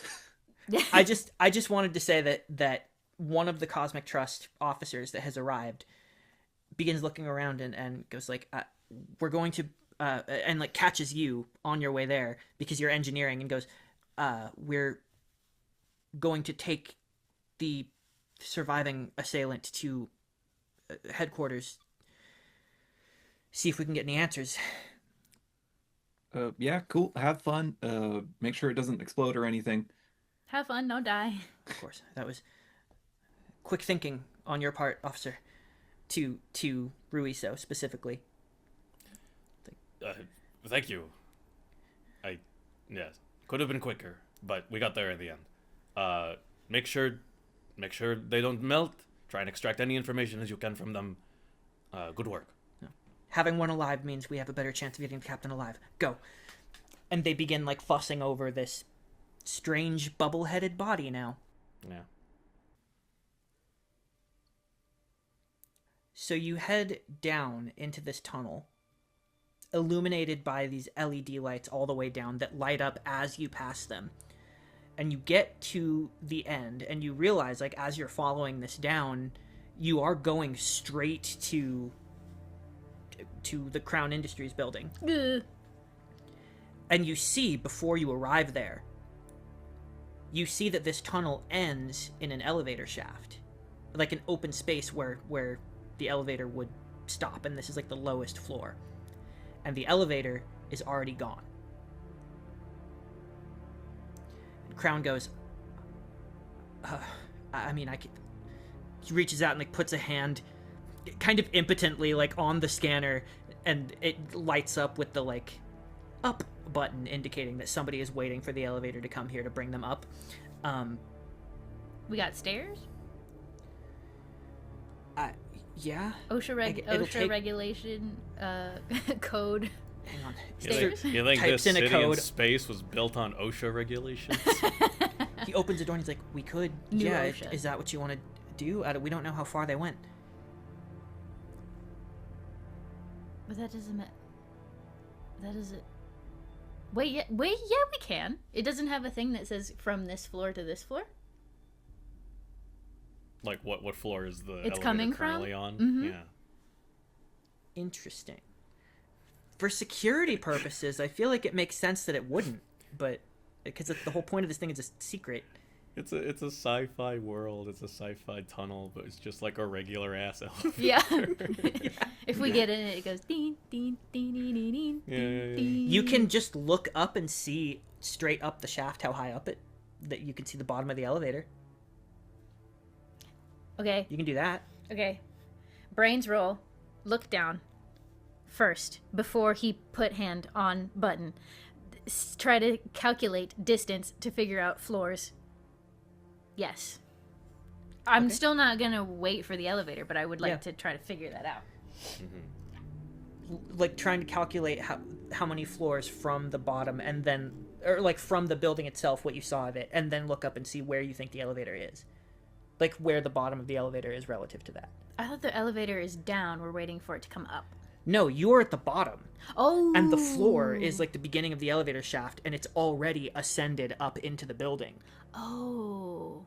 Okay. I had that backwards. Then yes, I'll do whatever it to try to figure out how many floors. Well, first I can just ask him how many floors there are, and then I'll try to gauge distance from there to figure out what floor they went to. 32? Great. Cool. Okay, well, I'm gonna try to see if I can just math it out. Okay, that's gonna be a... You're rolling a 20, right? Yep. We're gonna call it a... On a 12, a good guess. 17, certainty. Can I like an iPhone, can I take my datapad, switch it to like the AR function, and bring up a a laser ruler for construction purposes? Yeah, maybe that's how you do it. Yeah. I mean, same DC. You're still trying to Aw, beans. make this happen. What is it? 12 for it to work. Oh shit. 17 to get like extra perfect certainty. Can I assist by giving advantage because I am an engineer? You don't give advantage because you're not a commander, 'Cause but you're you can lower, give yeah. star points. But if you're not a poo-poo head about it, That's what the hell. Can I add my computers because I'm using my databed? Yeah. Yeah. I just hit that 25%. You know what I mean? Mm-hmm. I didn't, but I'm gonna spend 1 to blow it up. Mm-hmm. You said 12 gets there. 17 is gooder, more good. Yeah. So we're currently at 11, because I rolled a 7. Ugh, gross. get the fever. Explodes again. That is 15. Just need 2 more. That's 17 exactly. Okay. Cool.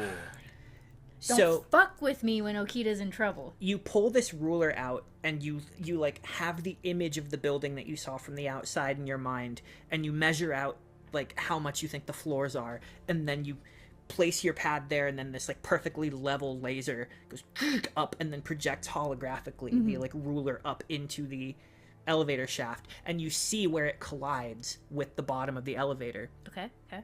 Looking up, the elevator looks like it is at this point moving very quickly. It is already on like the 28th floor Oh, and it's still, still in motion. moving up. It's still in motion. Yeah. Okay. I thought it was stopped. Stop it. Nope. Okay, so it's already on 28. You guys ran in here pretty quickly after them. 28 out of, what did he say, 32? Yeah. And it's moving like like really fast.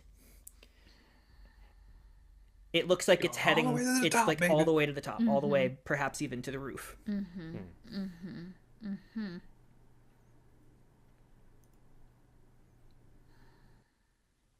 can't just run 32 flights of stairs.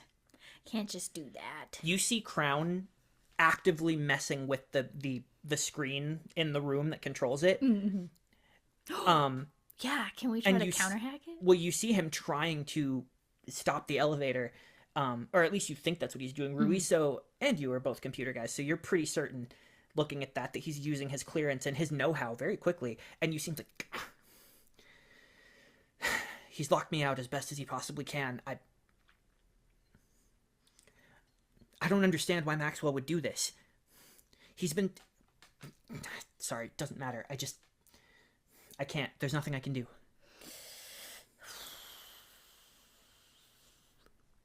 Do we want to do a hacking mini game? He reaches up to his earpiece and he goes,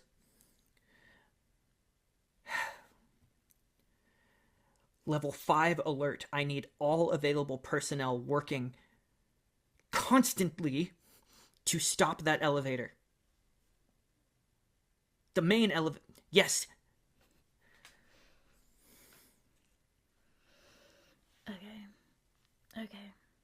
Okay. What gear specifically would be standard for us to have in this situation? Gun? We got the 2 discs. Is there anything else that is like we would like think to have on us, or that like Kotira would be like, have this on you for this situation? Because in this game we don't really have inventory, so it tends to be highly situational. I don't think magnetic grappling hook I don't think so either. it would be on the docket, but I'm trying to think of what other things we could have. I mean, I have grenades, ropes, carabiners. Nothing. You do? Yeah. I'm an engineer. We just look at solved. fucking Rudy and he's kitted out for a climbing expedition. Listen, you never know when you need rope. I'll turn to Crown. Do you have access to cameras? Maybe if we can't get to them right away, we can track where they'll be going. I mean, like I said, he's firewalled me pretty hard here, but I can keep trying. We're thinking about this too hard. We go up to the first floor, out of the building, jump on a drone, and then go to the top floor. There's also other elevators. He's gonna lock those down too. Maybe. if I exit my body, can I just fly up? What? What? I'm still a Pondu in there. But Pondu can fly? Yeah, A they Pondu have like sphere. a Pondu sphere. They can like around. That's what I had Humbly no does idea. most of the time. Oh. Humbly is more often in his repulsor pod than he is in a actual body. You have your What's pod with the you? what's the thrust on that? Can you carry a person or? Can I? You could probably carry one person. Okay. It strains your body. You can roll to see how much you can carry because it puts strain on you. Okay. Because you're using your electricity to Okay. power this thing. So Okay. every person is going to increase the difficulty by 5 by like measures of success. And can So it would have been, I'm going to say it would have been a 10 to carry 1, 15 to carry 2 people, 20 to carry 3. So ideally, And it's a brawn roll. it can't be resolved? Can't be resolved. My This- willpower. This is definitionally strength. My willpower. Well, but here I'm electrons. Yeah, but you're straining your body. I'm your, electrons. to care. we're all electrons. When else are you going to make Let's not- strength rolls? You're not immune to strength rolls.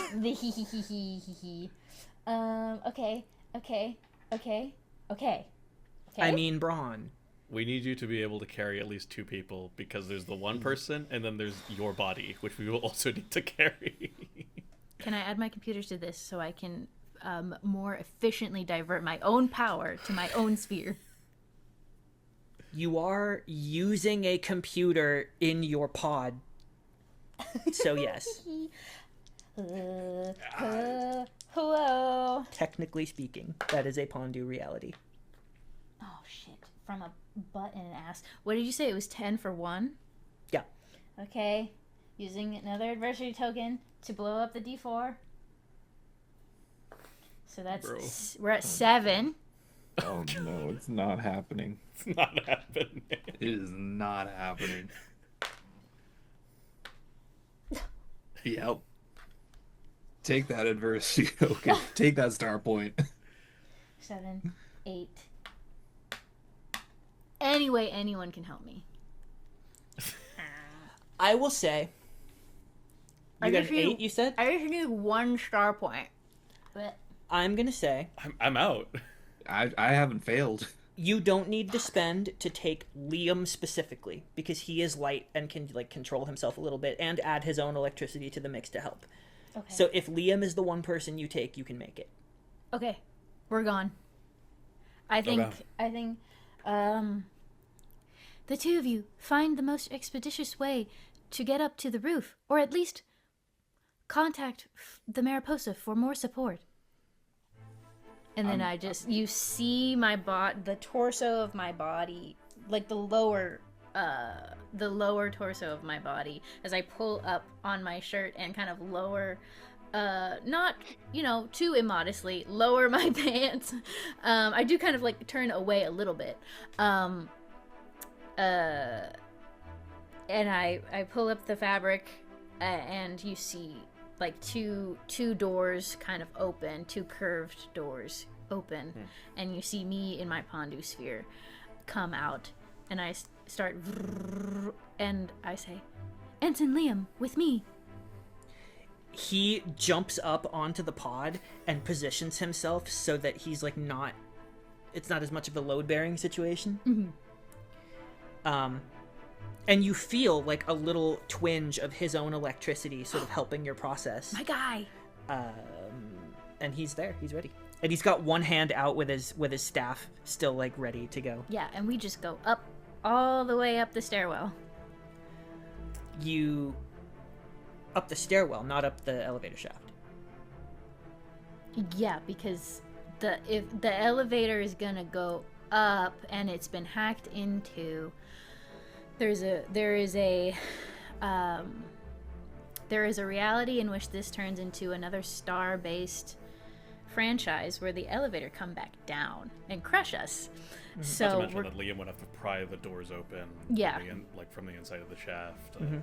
So we're gonna go up the center of the stairwell, just directly up to the because that's the quickest, fastest way. Okay. And because he's with me, there are hands to open any doors that need opening. Go ahead and make a flight roll. Oh, Jesus Christ. Go ahead and add 3 to whatever you roll for Liam's assistance. Is this just a get as good as you can situation? Well, this isn't opposed. Oh, okay, it is.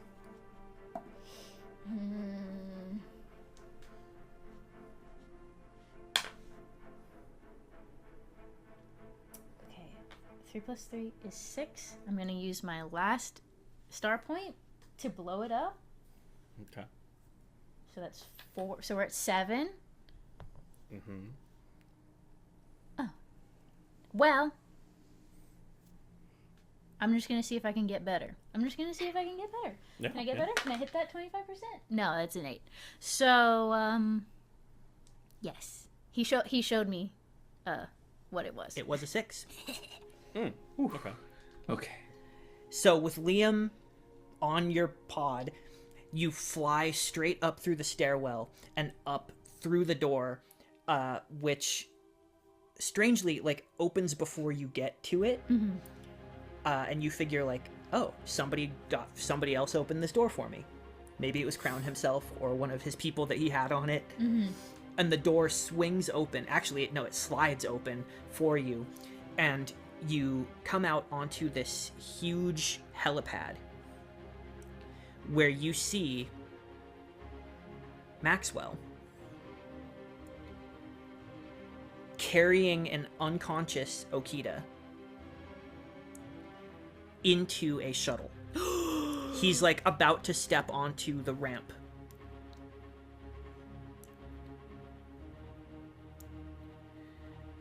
And as you step out, you see he like turns around and sees you there. And you see the gun that he is holding to Okita's head.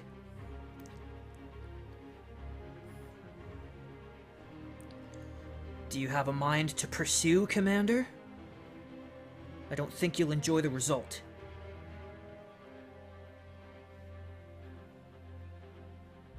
I'm so mad. I'm so mad. I think I fly down to be able to let Liam comfortably get off of my head. And I don't think I say anything. In my sphere, do I have my own set of in-house scanning capability? I would like to use this moment to get as much information on his biological signature on this shuttle to be able to trace it. What's your priority? The shuttle itself. Okay. So, and you're rolling a d20 Yeah. with computers, right? Yeah.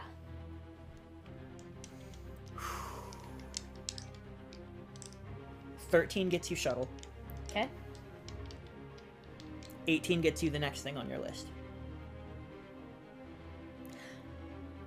Can I re-roll this? Because even though he's unconscious, Okita is here, and I am emboldened by my ability to... my desire to save him. Mm-hmm. Yes!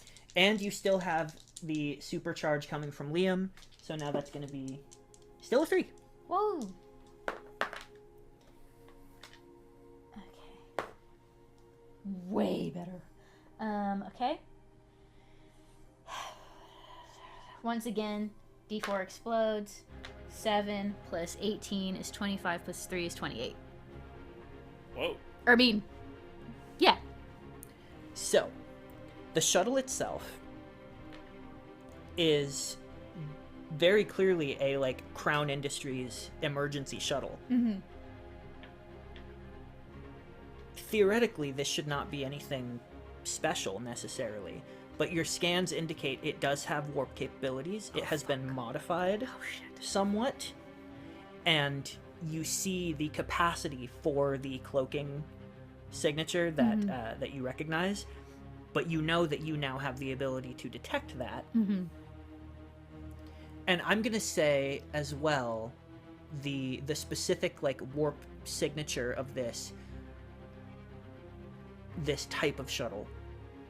Something that should be a little bit more short range. Mm-hmm. Theoretically, with the scanning capabilities that Ruiso figured out, you may be able to find a trail based on that. Can I, on that 28, can I just send all that information directly to whoever is at the helm on the ship right now? Probably Zila. So that, because in my mind, if I'm quick enough on the draw, he's not even on the shuttle. They haven't even taken off on the shuttle yet. If I'm quick enough on the draw, we can have the Mariposa locked on this thing before they even hit warp. So you're 2 levels of success over. Mm-hmm. Level 1, sending the information as part of the roll. What's your final extra thing that you want? There was some a biosignature or something you said? Well, I would be willing to sacrifice getting Maxwell's specific signature if I can send all of this information off to the Mariposa. No, I'm saying you're 2 levels of success above. Yeah. You hit the success level that gets you the shuttle information. Uh-huh. This is your other level of success, sending all the information. Oh, I see. You still have 1 left because you have 2 above. Gotcha. So Yes, one yes, other yes. cool effect. It's Maxwell himself. Yes. I want everything on this dude.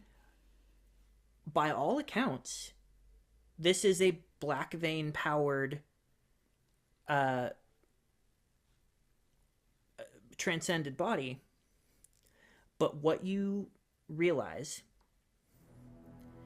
is that the facial anatomy of Maxwell is being holographically projected over what, by all accounts, should just be a flat screen where a face would be. Oh no! It's him! Oh, fuck. Okay. Mm-hmm. And I think because you used one of your successes on this, you're getting a good scan of him.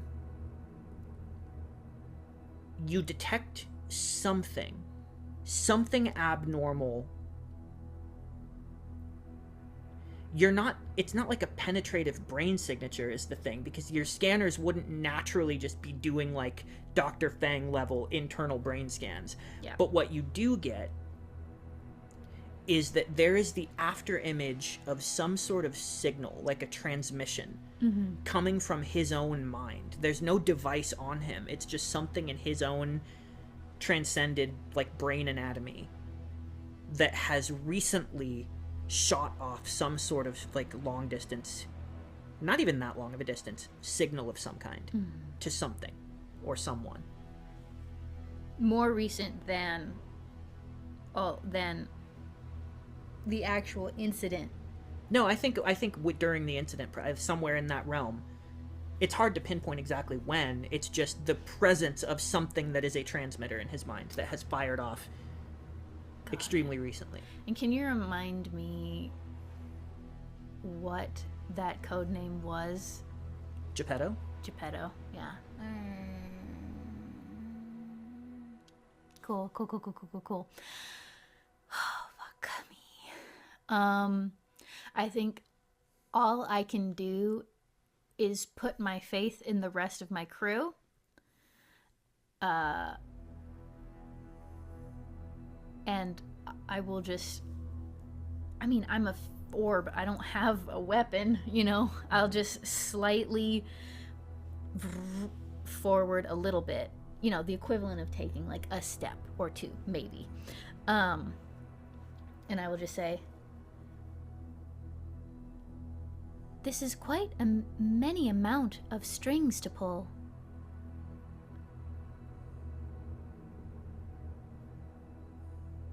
Tell me, what is your ultimate goal here?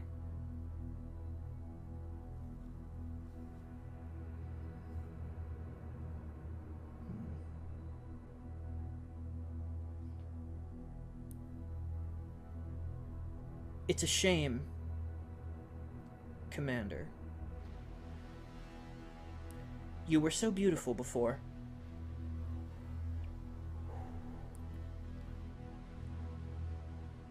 But even in this form, you are still more than human. And out of respect for that choice, let me assuage your fears somewhat. It is my greatest intention that Captain Okita lives a long, full life. And he begins backing up the ramp. I will not be rage baited. Being rage baited is the mind killer. Being rage baited is the little death that brings utter oblivion. Yeah, I think if there was any color to drain out of this pretty lightly colored water already, it would be completely clear. Okay.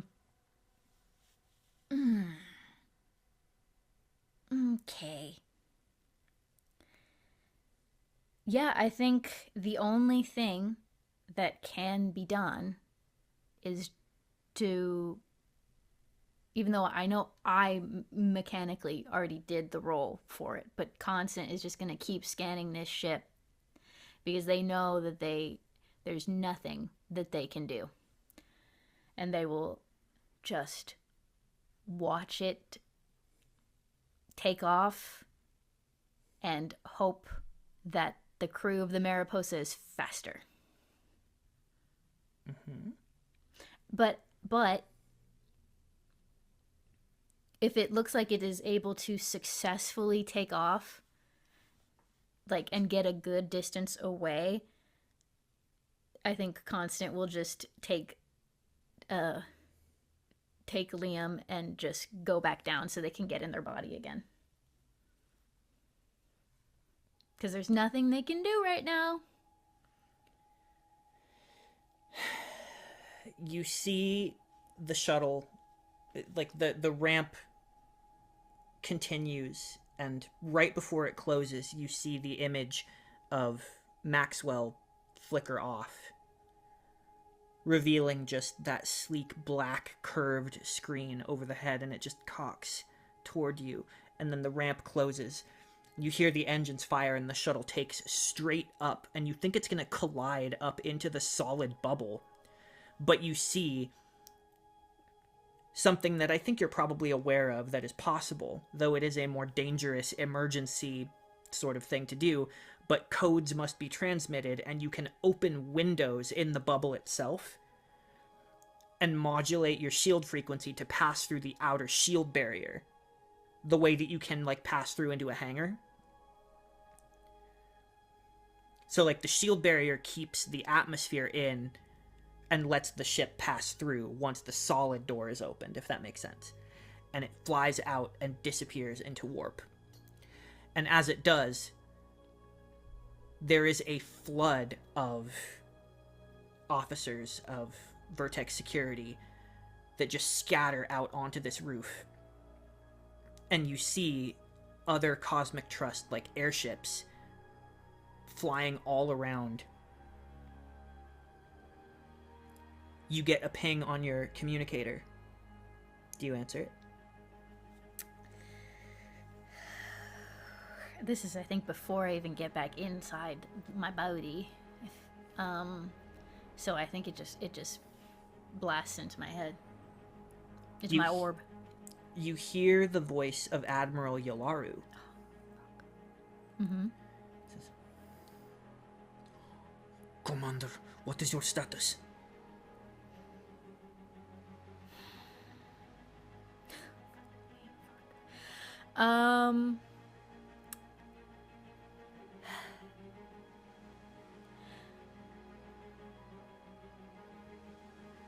Captain Okita has been taken by who I believe to be Geppetto. We are actively tracking the shuttle now. We should be able to get a trace on their whereabouts, or at least their direction. I will be returning to the Mariposa immediately unless ordered otherwise, along with my team.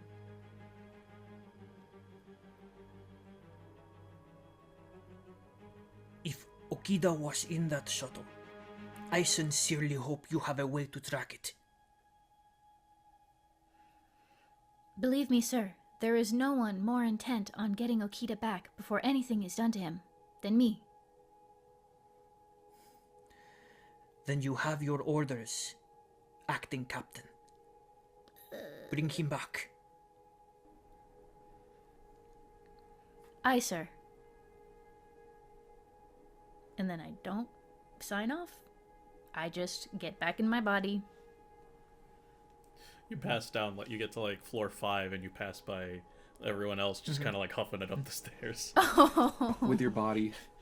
Yeah. Ruiso was just like carrying CTA's body, huffing a little bit more. Oh, strong. First of all, Really. I get back in my body, and immediately, I'm just like, sorry guys, we got to go back downstairs. Okay, So it's only been 5 floors. I didn't see you offering to carry her. We will return to the Mariposa immediately. Captain Okita has been taken. Aye, Captain. Or Aye, aye, sir. Commander. Acting Captain? Liam nods. I put my fingers to the communicator in my ear, and I say, "Laddie, please make sure the shuttle is ready for our arrival." You got it. I have a few other updates from here as well. Well, What do mainly we do one big with- one. What do we do with I gesture to Crown?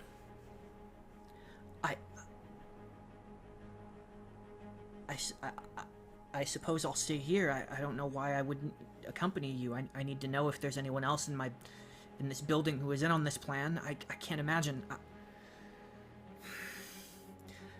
I'm sorry. I'm so sorry. I should have seen it. Yes, you should have. But that is not what matters right now. We will be in constant contact. Any insights you would have would be most appreciated. The full breadth of Crown Industries resources are at your disposal, whatever you may need. Truly. Money is, as I have always believed, no object. Do you have another one of those emergency shuttles? Just get us to the Mariposa faster. Of course, I can have one brought around to the front. Please bring a shuttle around. Laddie, never mind. Meet us here. You got it, Captain. You head back to, through this building where there is just a flurry of activity. It's being flooded with Cosmic Trust officers. And you step out and see this shuttle sort of landing in front of you as Laddie runs up, because you're really not that far. He just like runs across, and you see the crime scene being set up in front of you, or like in the distance, in the near distance. Laddie goes, here, I'll tell you on the way in. Come on. He steps in. He goes, all right, you get into the shuttle. And he's like, move. I'm driving. Thank you. I'm driving. He goes, all right, strap in. And as you're flying, he like locks fully in. He goes, those guys, the ones who did it, the post-mortal, they weren't, I mean, they were post-mortal, I guess, but they weren't like sapient. They weren't transcended. They were just bots. They were mindless. They were just things. Did they have any information on them that you can extract, or? Well, the one that lived, best we can tell, that there's some sort of signal that it received. Should I request that the body is brought to with us? Yes. All right. You want me to? You can. Yeah. Go ahead. Yeah. Sorry, sir. All senior officers in Okita's ready room upon our arrival. Are you guys okay to just sort of roll into that moment as you fly up back into the ship, moving at a brisk pace?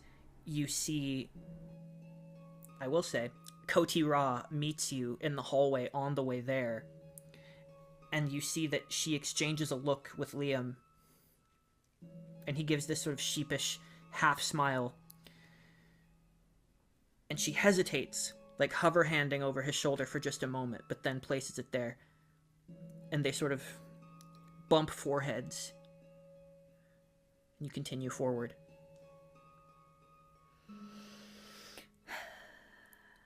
The emotion, all that emotion, even the anger and the rage that Rudy saw before, is gone from Constant the second they get back in their body in the stairwell.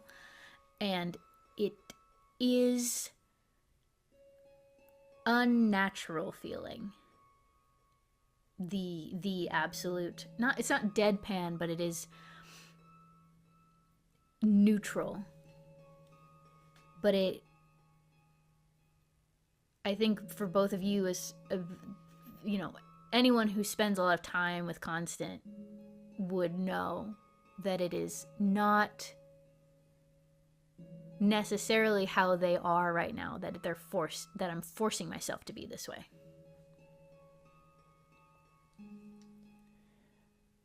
As you step into the room, everyone is arriving largely at the same time.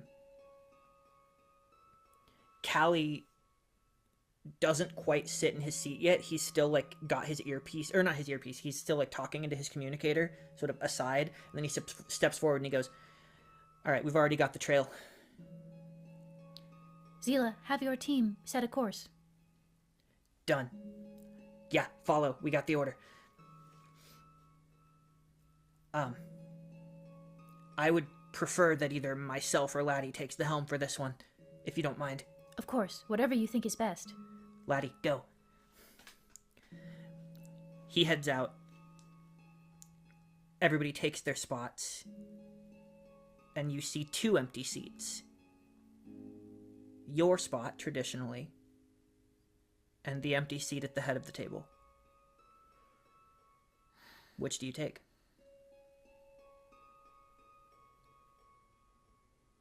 The one at the head. Yeah. And I sit down like I belong there. I sit down with a confidence. I have trained for this scenario. The time for emotion, though it can be helpful, is not for now. Right now I need options and I need action.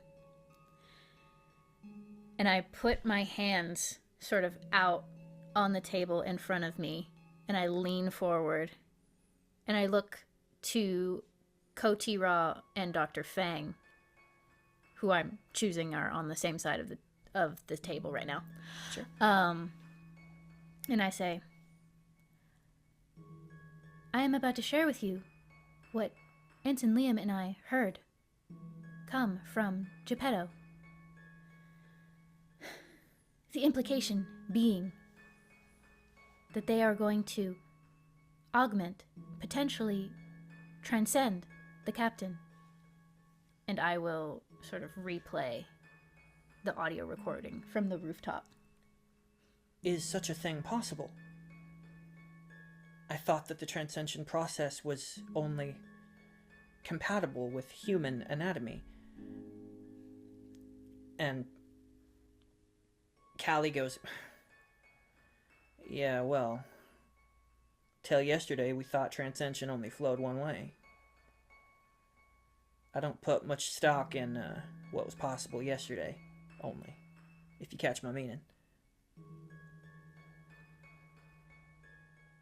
So you understand how time is of the essence. Everyone nods. I do not think I need to say it, but I expect you all to be firing on all cylinders, as it were.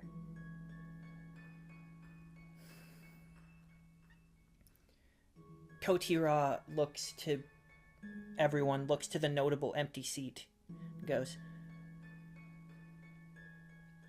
Captain, if I may, should we determine our destination, and a field mission is required, it is generally considered inappropriate for you to lead such a mission. That being said, I would understand if you chose to ignore such protocol. However, in the event that something should befall you at this moment, your duties as captain are the most pertinent. And it would be appropriate for you to choose an acting field commander. Oh, God. Pluto, you're up.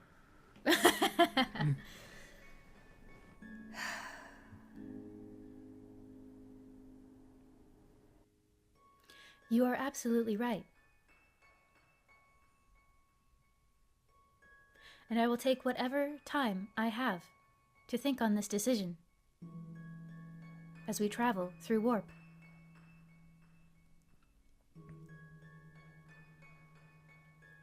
Dr. Fang kind of raises a finger. Yes, Pluto.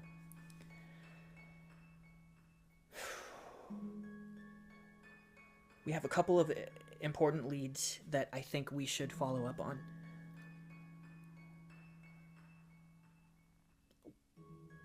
One is the presence of Keithrali technology on the shuttle that we first encountered. I believe there's still something we could perhaps find there, but the other thing is Mr. Tell's, the manifestation of his brother's memories. I've been mulling over this idea that if we could try to induce those memories somehow, perhaps we might be able to dig up some pertinent details from Jason's investigation, with Mr. Tell's consent, of course. And the issue as well is, obviously I don't know. I mean, do we have orders on the matter of whether or not we're still supposed to hand him over? I think we could use him. With all due respect to everyone in this room and to the CTF itself, I personally do not care at this moment about our orders regarding Mr. Tell. If he can be of use to us in tracking down the captain, I say, at least temporarily, we should reinstate him, assign him to the security division. Kotira raises a brow. I see.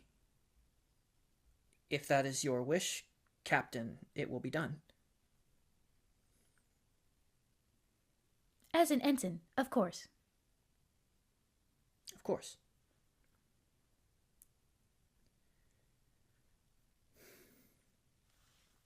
Callie goes, that's probably wise. Our options are few and far between for people who really know these people. He can help us. I'll personally see to it that he does. Thank you, Commander. Now, and I look to Zila. Do we know how long we have until we reach our destination? Well, I have to, I don't know where they're going yet. We're just trailing the direction they're going. We're going to have to go run some analysis to determine their trajectory and what's along that trajectory. But, they could, I don't know, turn at any point. So it's just guesswork at this point. We're just chasing. Would you like me to run an analysis, though, of what's along the course that they chose? Yes, please. Got it. In that case, I'm trusting everyone here in this room to take the best course of action to be able to best prepare for what is about to come. If no one else has anything else to add or to contribute, you are all dismissed. Aye. And then in my ear, I will ask Ruiso and Liam and Rudy to come to the ready room. And I will ask Commander McAllister if you could please stay. Sure.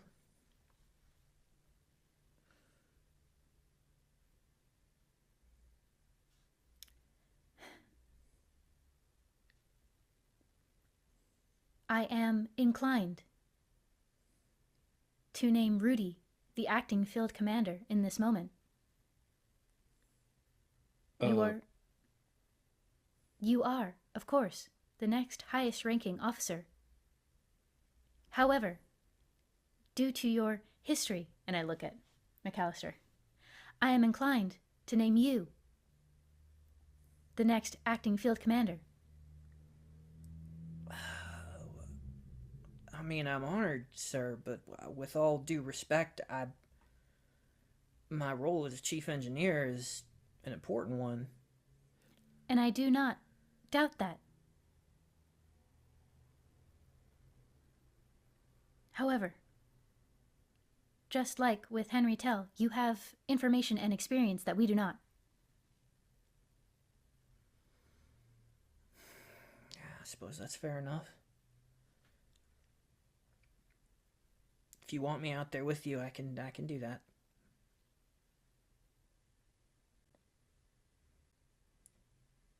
Once, of course, we know where there is. Rudy, Ruiso, Liam, what do you all think?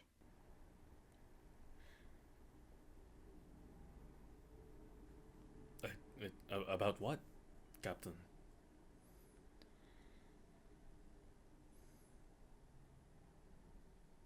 Commander Koti Ra made a good point. As acting captain, I should stay on this ship. But that requires a new field commander to be assigned.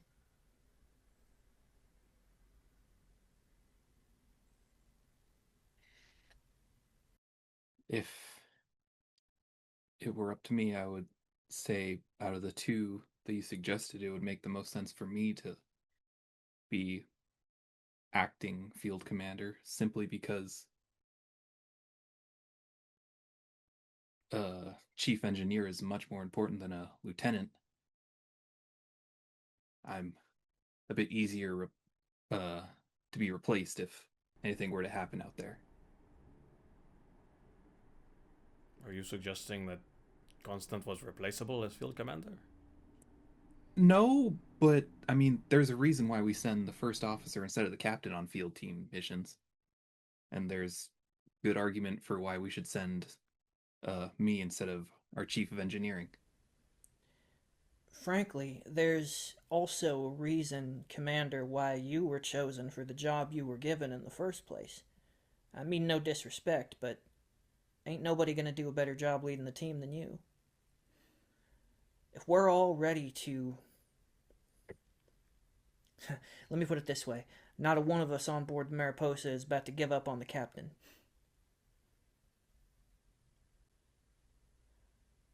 I think it'll be a little easier to put somebody in command here than replace what you bring to the team.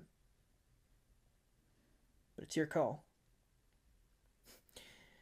You want to go on the mission yourself, ain't nobody can stop you. You're the top of the chain now. Same is true of Okita. Not to mention that when we do rescue Captain Okita, I think he would like to see a friendly face.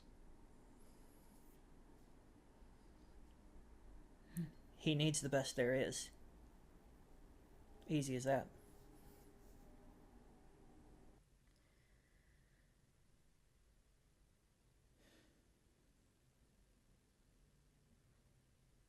As we have already discussed, I will need all information from both you and Henry regarding Geppetto.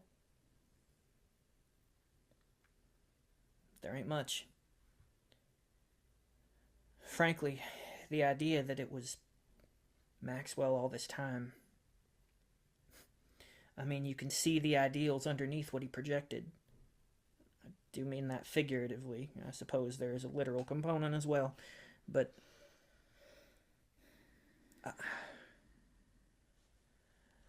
I mean, it makes sense, right? The fact that all these crimes were committed in Vertex specifically. That no one was able to figure out how these security measures were being circumvented. Hell, Jason used to say he wouldn't be surprised if it was somebody inside the Cosmic Trust.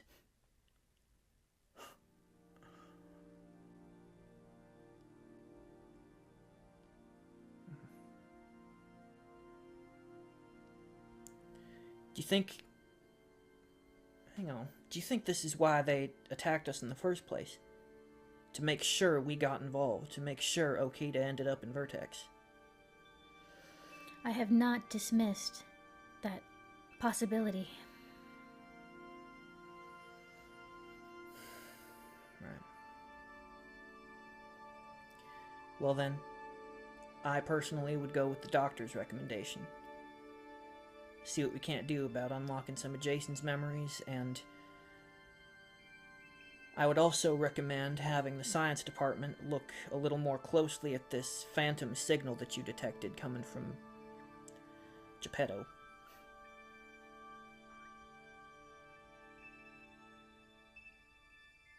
By your recommendation, it will be done.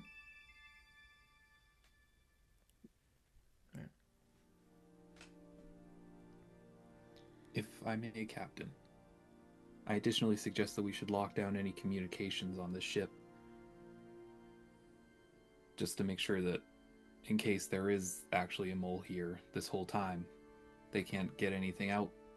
And if they try, then we'll know.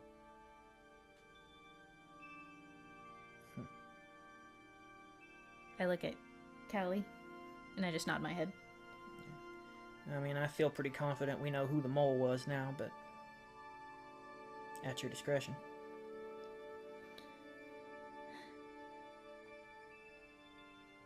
Ruiso, with me. We will head it down and meet with Tufti. Aye, Captain. Everyone, dismissed. What are you doing with Tufti? Looking into that signal that Callie said. Mm-hmm. Okay. Go ahead and somebody make a brains roll. It's not. Well,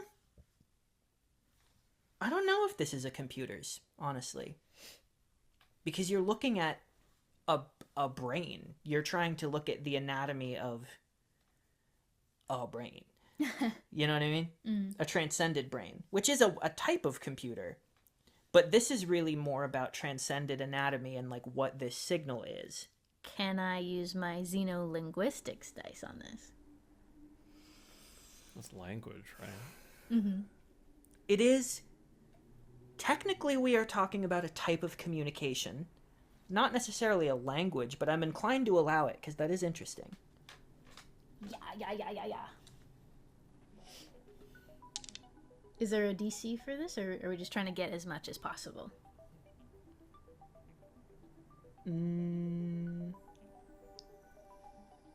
I keep going for a trusty old 12, but a lot of these investigative type things, it makes sense to be like, get the basics on 12. Mm-hmm.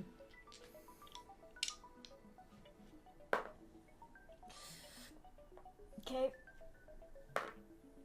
That's 21 for me.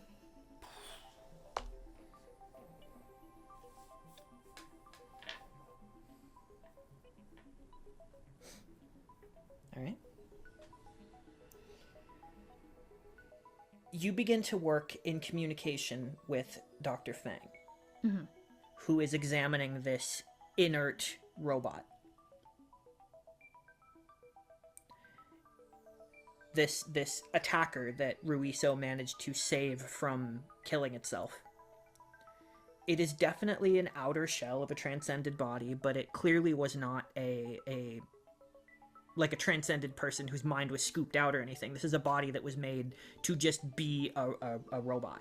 There's no brain anatomy inside beyond what can receive a signal. And in that, you find the connection, because the receiver is within this body. So what you figure out is Geppetto has something in his transcended brain anatomy that can give orders and control remotely these like empty robots. Functionally a true puppet master. You don't think that it would work on like a real transcended person with an actual brain that would get in the way, but you make the connection as well to the story of what happened to Jason Tell as well. A transcended body that was not a person, but just a robot fashioned to look like Jason's own face that carried him. It was controlled by the head of Vertex Security remotely. Yeah. Through his own mind.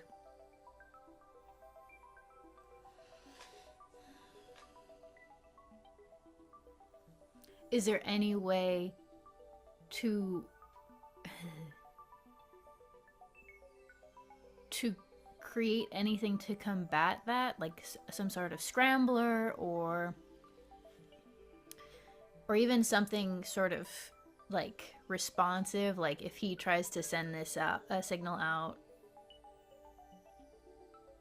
in a certain radius, a hostile signal will be generated and it can be like, I got my brain. You can certainly try. Okay. I think Constant would put the two of you on that task. And they would go and shadow Dr. Fang whenever they are gonna do the memory stuff with Henry. I think the next thing that would happen would be communication from the navigation department. As Zila informs you, the trajectory that we're projecting takes them through Keith Raleigh space, weirdly enough. Again, they could always, turn at some point, but I don't know why they would do that through, open space. And she sort of, like, blows up a star map. There's any number of places, within Thrall that they might... within, like, Keith Raleigh space. There's Thrall itself, obviously, but along this course, it looks like they're not headed straight for the planet. There's a lot of city stations in Thrall space, though, and along the border. So, I don't know. I'm not really sure what the likely suspect is at this point. All I know is that's the direction they're heading. Would I know if all of the peoples of the CTF, if they would have been notified of the situation and like given like a help them out if they need help kind of thing. I'm not sure I understand. Like, would the people in charge of monitoring Keithrali space, the Keithrali, like, air traffic control, would they know what's going on and that we're, like, coming and stuff like that? I see. Would the different sort of governments gotten a memo? If you were traveling at like maximum speed, which I'm assuming you are because you're trying to, you would get to Thrall in under a day. Okay. It would be like 22 hours. So their ability to long range scan, theoretically, but they're not necessarily passively monitoring people that far out approaching the border. No, my question is, would Admiral Yularu or someone in this, or could I even do this? Send an email. Oh, well, you're the only people capable of tracking them. So you're just discovering this now. So you would have to fire that shot. You would have to send ahead and tell them, like, hey, they're maybe coming to you. Yeah. Okay. So as far as I know, no one has already done. Yes, you would have to give that order. Okay. Got it. Then I do that. Okay. I will send. I would probably ask Admiral Yularu, like, who do we send this to? This is what's going on. Who do we send this to? And then he and I would coordinate that.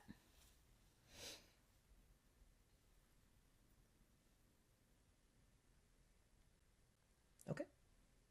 Yeah. I mean, it would probably just be like.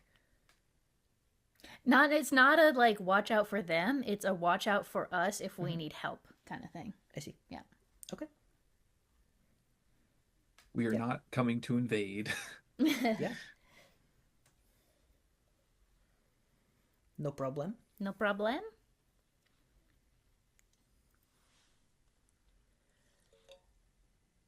I think as well, after a certain amount of time, you would be contacted by Dr. Feng to come to the med bay and see their progress. Okay. I think I would request the field team for that. So that everyone just gets the information all at once.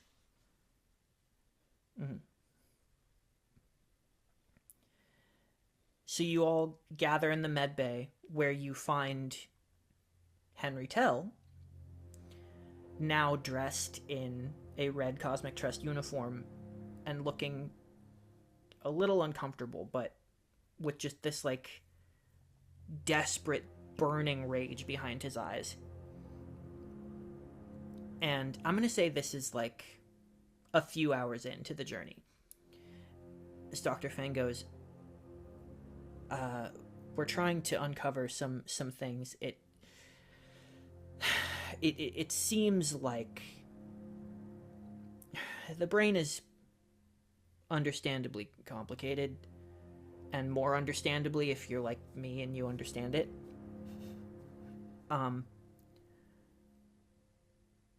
Memories belong in part to the mind and in part to the brain. The memories that are from Jason, they're strong. They're like an afterimage, and they're wrapped up in his death. It's not like you can press a button and see Jason Tell's entire life. This is Henry Tell's mind. But we are bouncing off of his final trauma, essentially. And given what Commander Zila found about the trajectory, I think Mr. Tell might have some insight on the matter.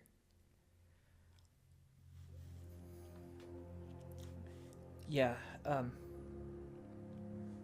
he stands up, like, military straight for a moment, and he turns, and he opens up in the projector the same star map that Zila showed you. He goes, I was looking at some of the areas along the trajectory to try and see if anything jump-started something. And this here. And he zooms in on a very small city station.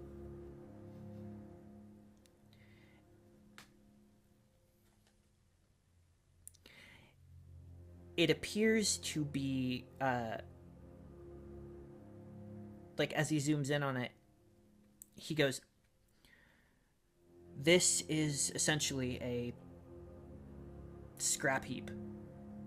A junkyard, really, which is not uncommon in Keithrali space, but this one operates outside the border on, well, not on the Keithrali side, largely. And it's run by a scumbag named Mekrin.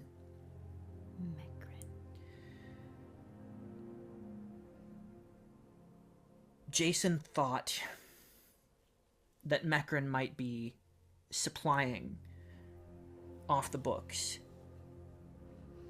We were never able to prove it. But there were a lot of whistleblowers pointing fingers in that direction. And the Keithrali government, a lot of them tended to, side with him because he provides a service. Junk dealers are of great importance to a cybernetics-driven economy. So, if we look at the pieces that we have, Keithrali technology cobbled together, and a connection shaken loose from my brother, I'm inclined to think that's where they're going. I feel it. I can't say that I remember it. It's like trying to remember a feeling that you had in a dream, but it's all I have to go on.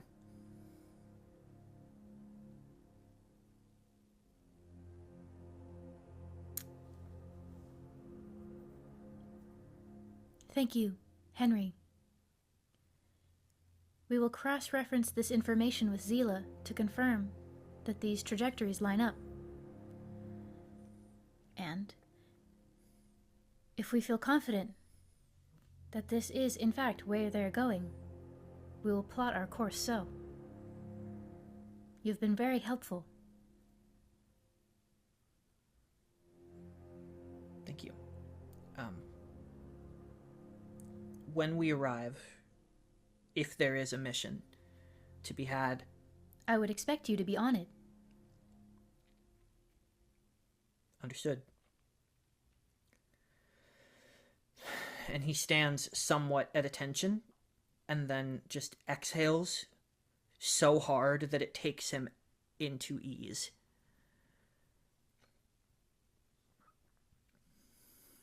Okay. I sort of clap Pluto on the shoulder. And I also place a hand on Mr. Tell's shoulder as well. Just give him a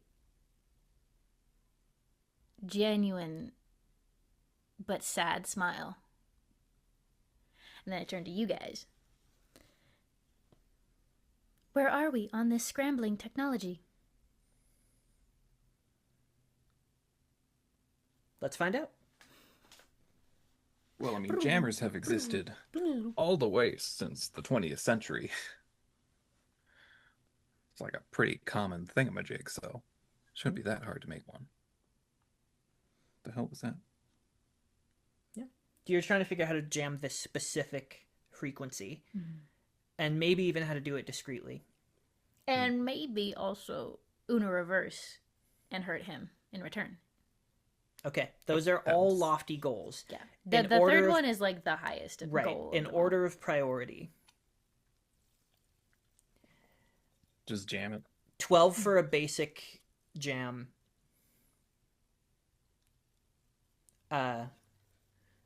17 for...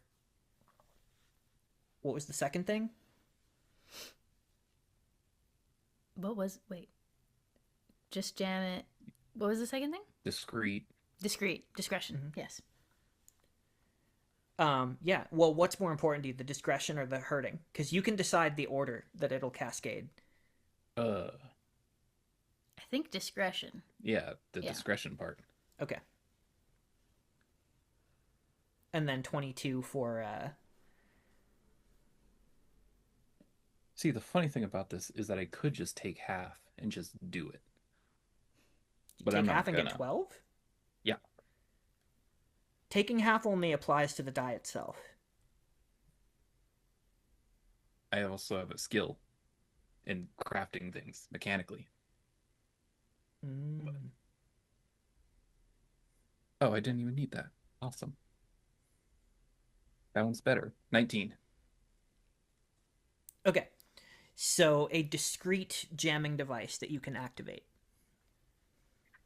Do you want it coming from the ship or coming from something like personal? We'll have it coming from something personal. Okay.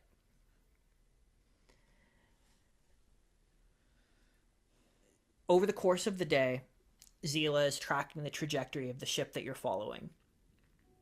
And nothing deters you from the belief that it is definitely going to Mekrins.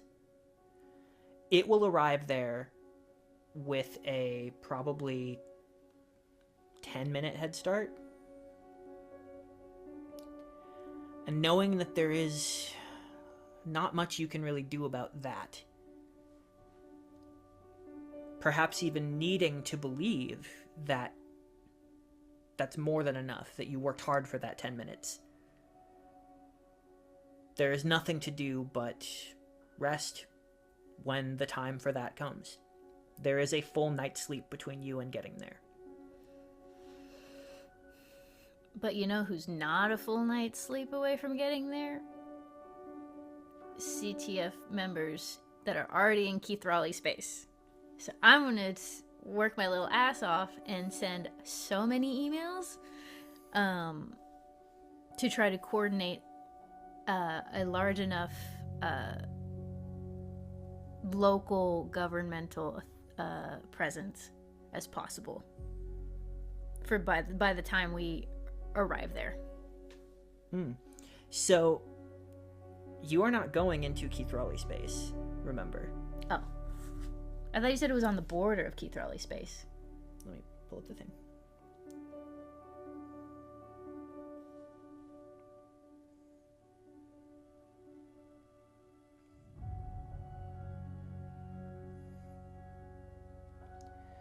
So, yeah, it is like around the edge here. Mm-hmm. And it's like just past into the sort of middle, like the Cosmic Trust sort of side of things. So it would honestly be closer to being Cosmic Trust jurisdiction. I'm confused. They're part of the Cosmic Trust, though. True. Basically, I just want to get whoever's closest there the fastest, so that it's not just us rocking up to this place. It is like us and however many people can get there in time to help us. Okay. Excellent. You receive word back that from the Cosmic Trust specifically, that they are going to try to mobilize what ships they can in the area. They are going to be probably ships from, like, the Thrall side, from Keithrali space. Yeah. Remembering also that the Mariposa is the only ship of its kind. So you're looking at, like, smaller vessels for sure. But it seems possible, probable even, that you could have backup.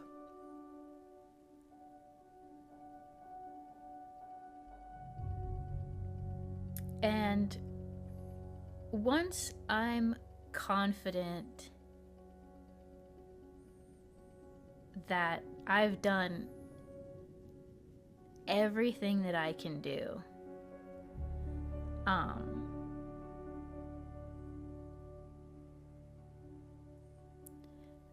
I will swing through engineering to grab a soda from the mini fridge,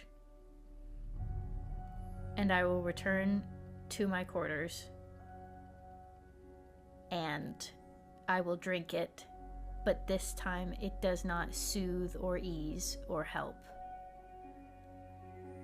And instead of watching Constant punch into the wall, we just watch as tears begin to bubble over and stream down and down and down as Constant cries themselves to sleep.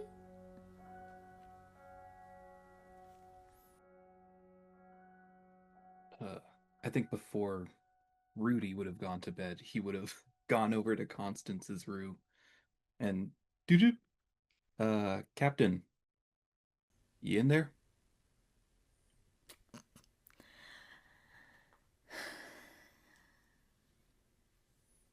I think the door opens and you just sort of, you see the neutral face, but the tears falling down. Rudy, his eyes will kind of widen real quick, and then he'll just say,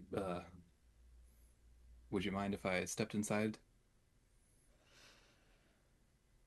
No, not at all.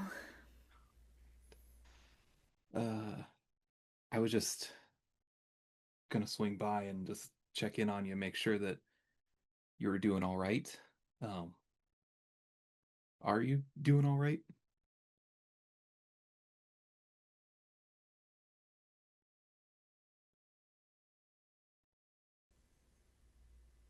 He's my best friend.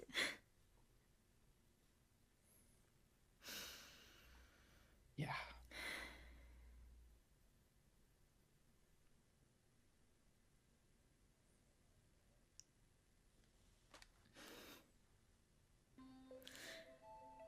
And there is a slight tremble in the way I hold myself, clearly trying to navigate honesty with rank, you know, with being true to my crew, both in this moment and in general. And you just see someone who's trying very hard to hold everything together for your sake.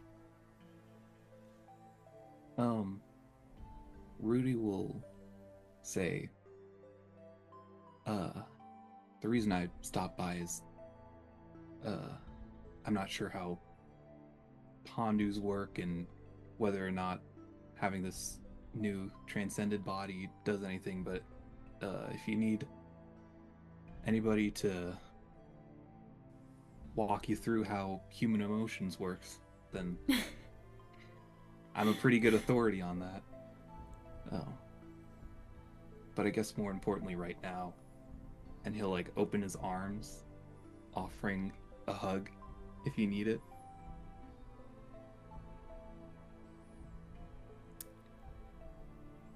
And I think in this moment, I realize that I am now Callie in this situation. And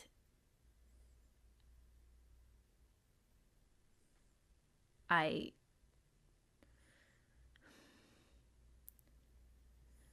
wonder how it will make me feel to indulge the instinct. And so I let myself fall into your arms. Oh boy. It's all right, Captain. It's all right. We'll get him back. You'll be back down to first officer and field commander in no time.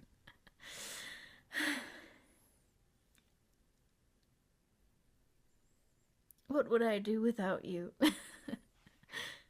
All of you. Probably not have to write as many reports. And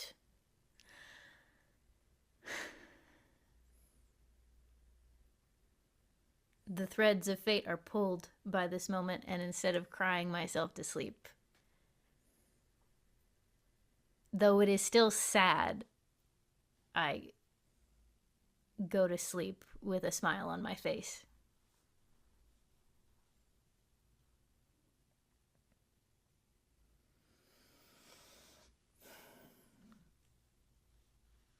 You wake up with still a few hours left to travel. In range, scanning range of Mekrins. Like a deeper scanning range. And Toofty, who is our chief science officer, is going to approach you, Captain, and say,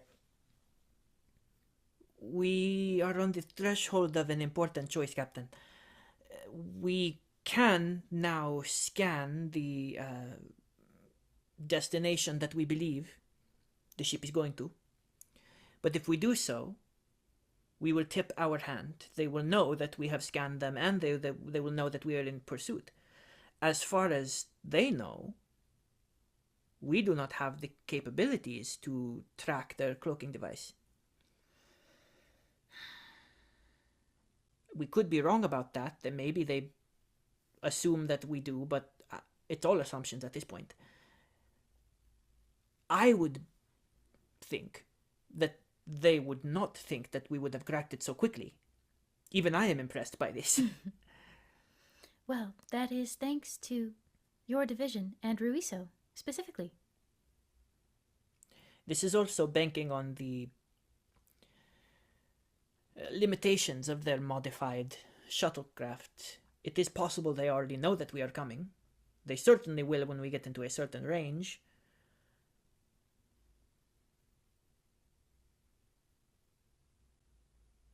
It is up to you. If you would like to know what we are walking into, we also have word that there are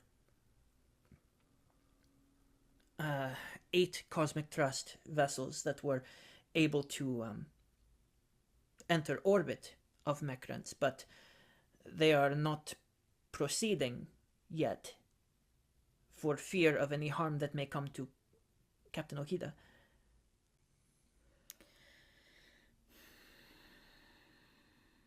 If they don't know and we scan, that could panic them, which could be a good thing. But it could also panic them into hurting Okida, which would be a bad thing. But if we don't scan and we just rock up, then we don't know what we're walking into. Additionally, if we don't scan, then they won't know that we're coming in directly for them. They won't have time to set up a good ambush for when we jump in. If we do scan, we'll know where all their stuff is, but they could prep an ambush.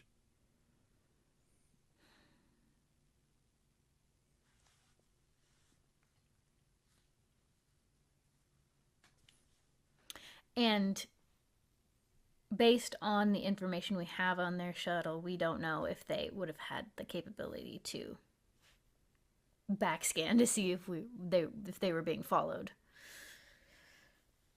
Well, you did a thorough scan of their shuttle. Mm-hmm. You think it's certainly possible for them to detect whether or not you are on their tail or not. I think it's safe to say, though, that you're, adjusting for that. I think you probably have the science team working on scrambling sensors and, keeping the ship safe from that. Mm-hmm. So if you assume they did their jobs well... Which I do.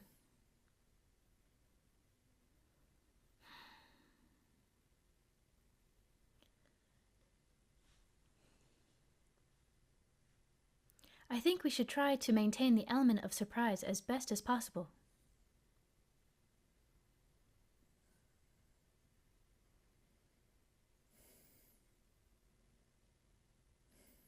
I believe in the field team and our capability to handle anything they might throw at us, especially with the backing of the rest of the crew on this ship.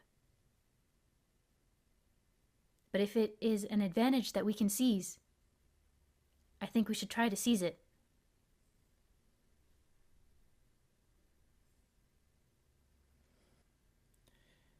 Right.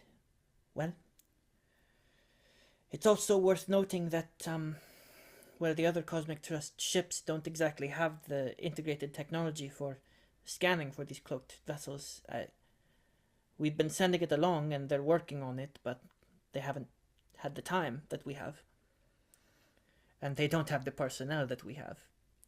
Once our shuttle is about to reach the planet or reach the city station, then you can do a thorough scan to make sure that there are no cloaked ships in space waiting for us. Right. And so, in a mere couple of hours,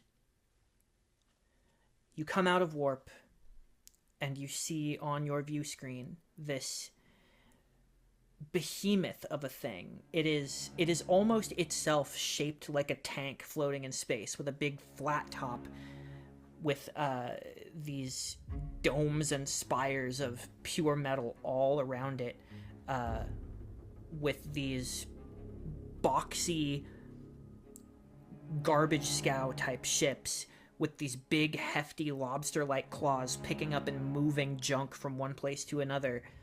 You don't see a lot of like foot traffic necessarily. You're not reading a lot of,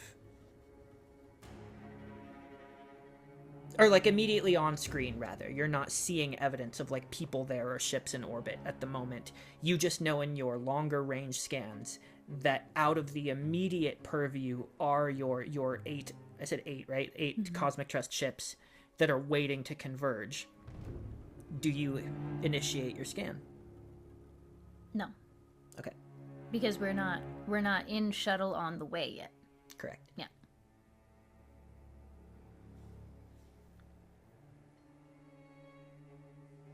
I mean, I feel like all the senior officers just like kind of know what to do. I don't really have to tell them much what to do. I'm trusting them more than anything. Of course, if something happens to both Okita and myself, then I guess that makes I think we discussed Humbly. That makes Humbly the next acting captain. Yeah. And I think we meet up with Liam and like I for sure had the two of you on the bridge with me, but I think we meet up with Liam and with Mr. Tell and Laddie to shuttle us in. Ready as I'm gonna be, Captain.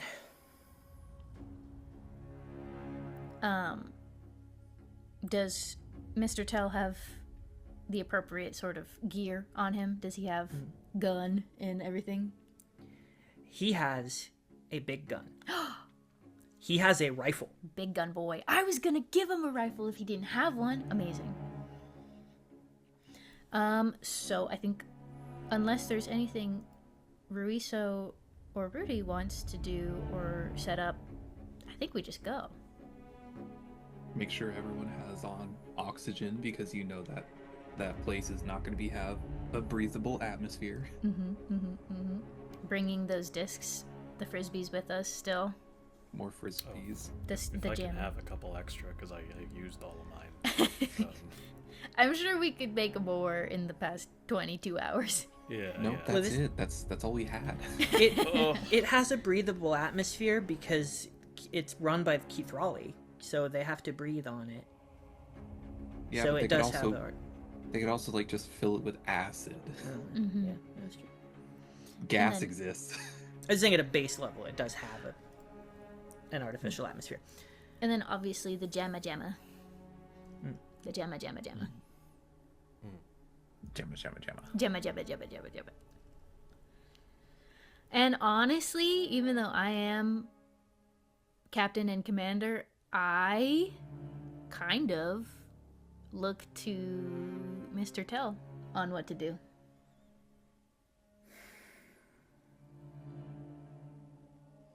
I've dealt with Mekrin before.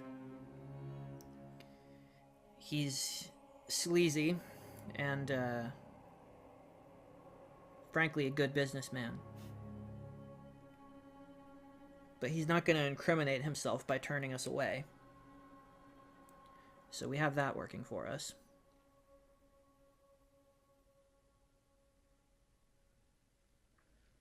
Well, I guess we will see what we are up against when we get there. When do you want the scan to happen? I want it to happen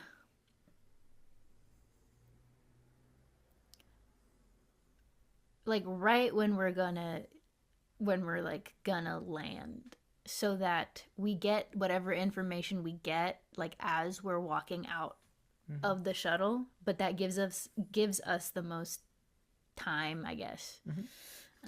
As the shuttle pulls in and Laddie is like bringing it in, you see two little drones pull up on either side of your shuttle and begin to like guide you in. No one tries to stop you.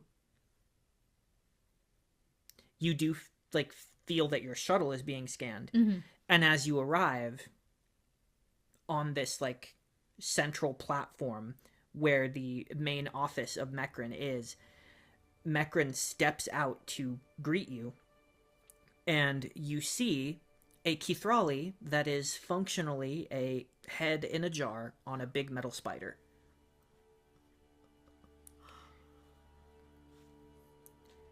Like reptilian face covered in piercings, slitted yellow eyes, long like flicking tongue, fully grafted into like goes into the shoulders ever so slightly, and then is completely hooked up through a series of tubes and IVs. You even see like fluids sort of moving from his head into this weird central pod with all of these spiked like metal legs scuttling about. And you see that there are arms as well that come out to like grip and hold things. And he steps out with these metal arms, spindly things like upraised. What a pleasure to serve the Cosmic Trust unexpectedly today. What can this old bucket of bolts do for you today? And I look at Mr. Tell.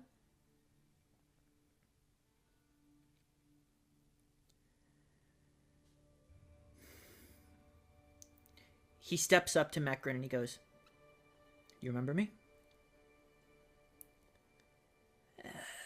Vaguely. We done business before? Clearly lying.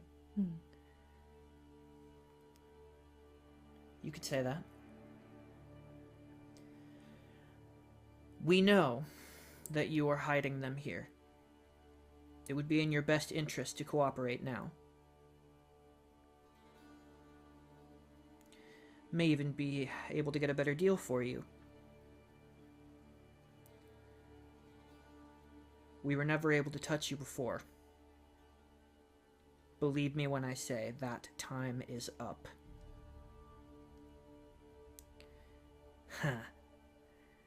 Well, if that's the way it is, I'd be happy to tell you where they are. A series of lights begin to flicker on, and you can see up above. First of all, had you done the scan yet? Yes, I wanted You're doing it like now. No, I wanted to have the information as we were landing. Well, the information is that there are 10 of those smaller cloaked ships all in orbit around this station. Blech. Similar in composition to the one that you encountered first. But all of them with like different parts, whatever they could find. Yeah.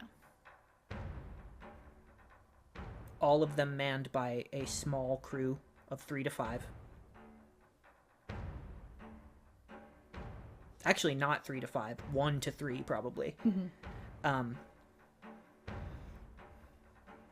Is there anything that you would have done knowing that before this? Well, I think in the 22 hours that we had, I definitely think we would have sent all the information that we had on the cloaking to these 8 ships that are coming. So they are not without that information. If they can reverse engineer it on their own ship to be able to see them better. That's what Tufty was trying to tell you, is like integrating that technology into their ship under that tight deadline was going to be a little shaky. Yeah. You're not sure to what degree of success that was accomplished.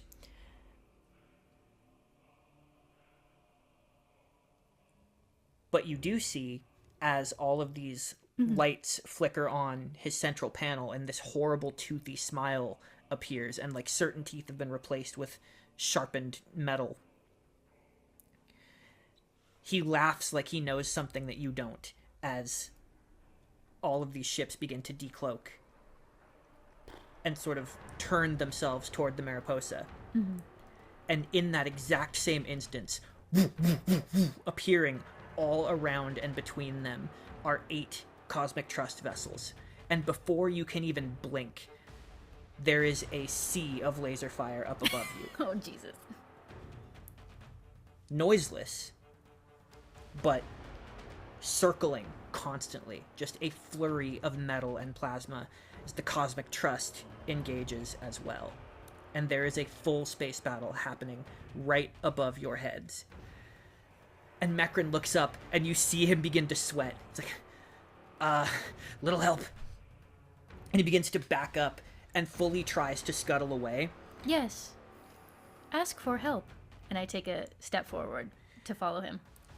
Henry Tell just takes his rifle out, blasts half of the legs clean off in one shot, and Mekrin skids to the ground and is like an upside-down crab. May I ask, when we did the scan, were we able to scan for an Aunala? Interesting. Yes, he is here. Okay, cool. We just don't know exactly where. Yes, Okay, you do got not it. know exactly where.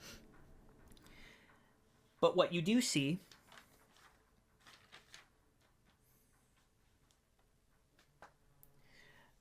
stepping out from all around you, from within these piles of junk, are faceless, transcended soldiers. All of them have these blank slate sort of bodies made of largely of scrap, but from what you can tell, their motion is kind of zombie-like. And looking around, you do not immediately see Maxwell.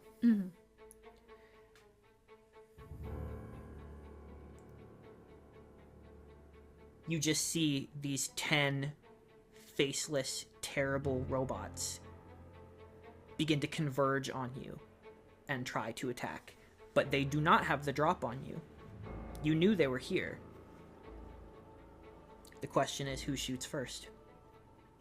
Well, the question is, how much time do we have to turn on these Jimmy Jams before they reach us? Let's see. Whoa! Do we each have one? Or do we have like one? That depends on what Mr. Frost says. So you are rolling a brains roll for the scanner itself. Do you have, or not for the scanner, for the jammer. scrambler itself? Do you have any relevant abilities to aid in that roll to utilize this thing? But we only have one. Or are we allowed to have one each? I think it's just a device that does this. All right. Cool. My mechanics crafting, because I built this. Because you built it, yeah? Yeah. And you are rolling that against his ability to keep his control over them. But So I'm I'm rolling his here. brains roll. But Reroll I'm ones. here. Chat. I exploded on both dice. Hell yeah. Hey. All right. I don't. You know what? I don't need to.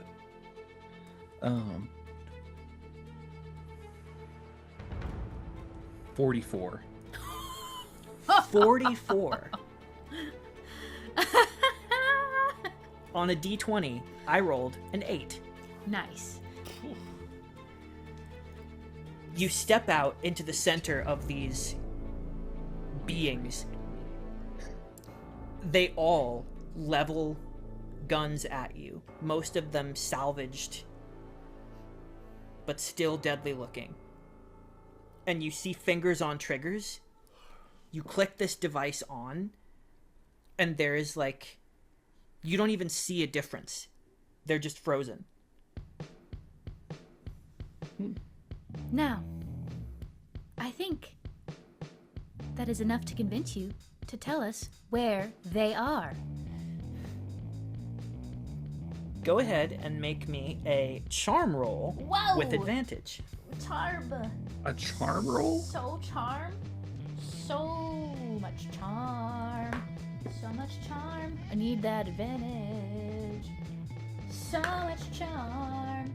Dun, dun, dun, dun, dun, dun, dun. Can I add my empathy dice? Can I add my empathy dice? Would you say that what you're doing is empathizing with him right now or intimidating him? I mean, the only language he speaks is fear, right? That's a 7. You're just speaking his language. That's true. Can we use xenobiology or xenolinguistics? So before you start spending, I will tell you this. Well, I don't have nothing to spend. On a so. d12, I did roll a 6. If you are content with it being a normal run-of-the-mill success, I can't do it. I don't have any points. I can't do anything. I'm dead either way. He sort of like turns his head back in the direction of what would appear to be like the central office building. Mm-hmm. Maybe like 40 paces behind where he's now lying and writhing on the ground. Yeah. Thank you. Your cooperation has been much appreciated. And I shoot him on stun.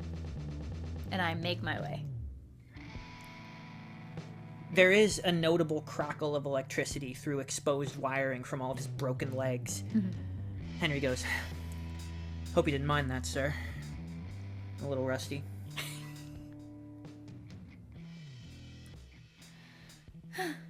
It got us what we wanted. And it did not do any real harm.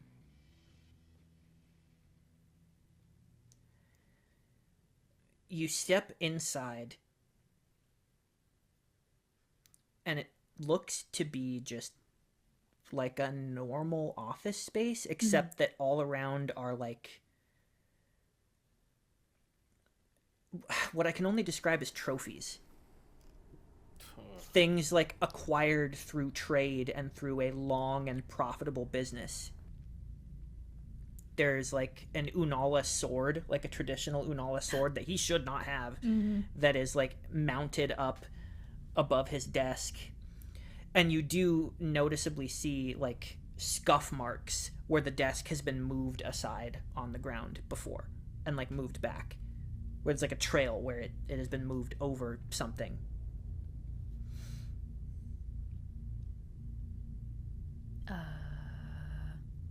Take the sword off the wall. Number 1. Sure. Yep.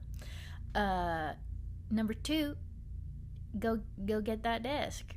Yeah, you move it aside and throw open the hatch underneath. Truly, likely getting very tired of secret hatches with dangerous things inside them. I know I am. You put it there. I know. I'm being silly. Feels like a moment for silliness, doesn't it? Doesn't it? Doesn't it? And you throw it open.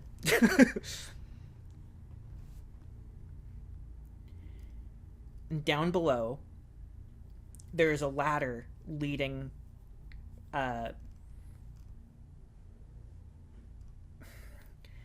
down into what appears to be a storage space turned into a makeshift laboratory of some kind.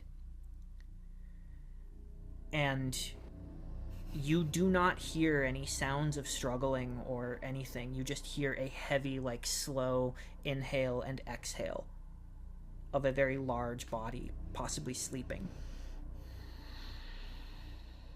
You mind if I go first, Commander? Of course. I'll climb down, but before I like reach the bottom or like a place where I could have been seen, I'll just take one of my flashbangs and throw it down there. Okay. Just preemptive. Yeah, listen. That's how you breach and clear.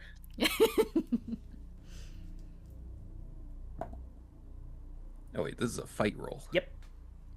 Fight. Do I get to reroll one because my... You always reroll ones. What do you mean? Oh wait, that's right, I always reroll once. But do I reroll because my... Oh shit, my captain is here. My captain. Technically, yes. You reroll it anyway.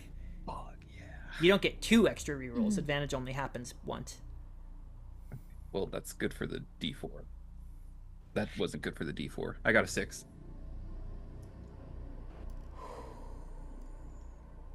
I got a 7. Oh, Oh, fuck. That's a start point. You throw this flashbang inside, and you hear a hand catch it and crush it before it goes off, and like dismantle it.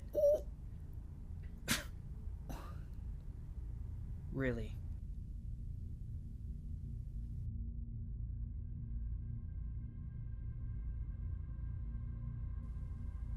You hear the sound of a gun of some kind powering up. I just jumped down.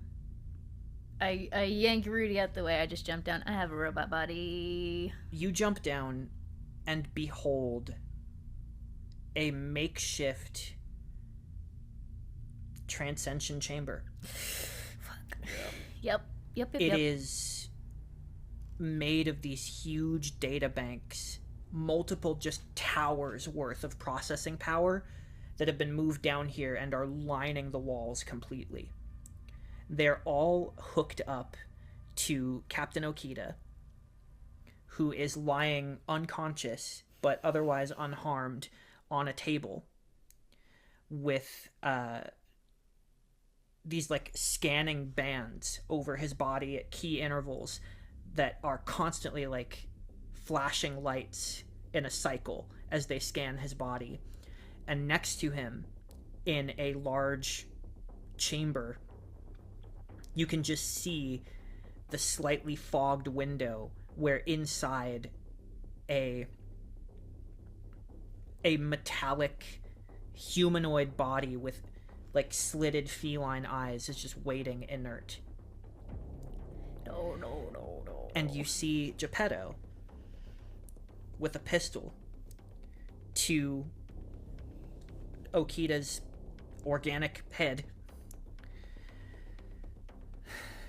His face is completely like black slate screen. No clothing anymore, just a metallic plated body.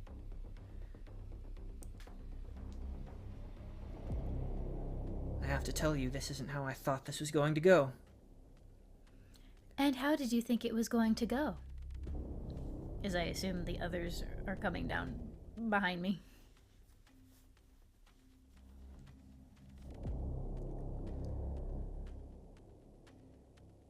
I didn't think that any of you had enough foresight and insight to figure out how to track this technology. I thought maybe this one was smart enough to figure out what we were doing. with that monstrosity of a ship that you fly around in, and the idealistic fools that you've populated it with,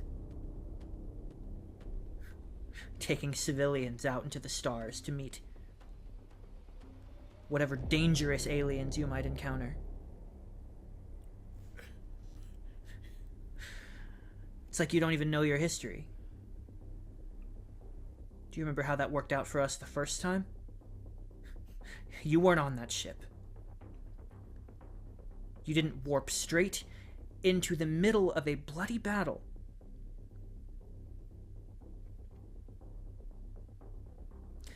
Make no mistake, the second that humanity entered the Ilias Galaxy, before any decisions were made, we were already at war. And we still are, aren't we? Only now it's a war for humanity itself. Over what we are. Here and now, there is no stopping. There's no stopping the march of progress. Could have killed Avery.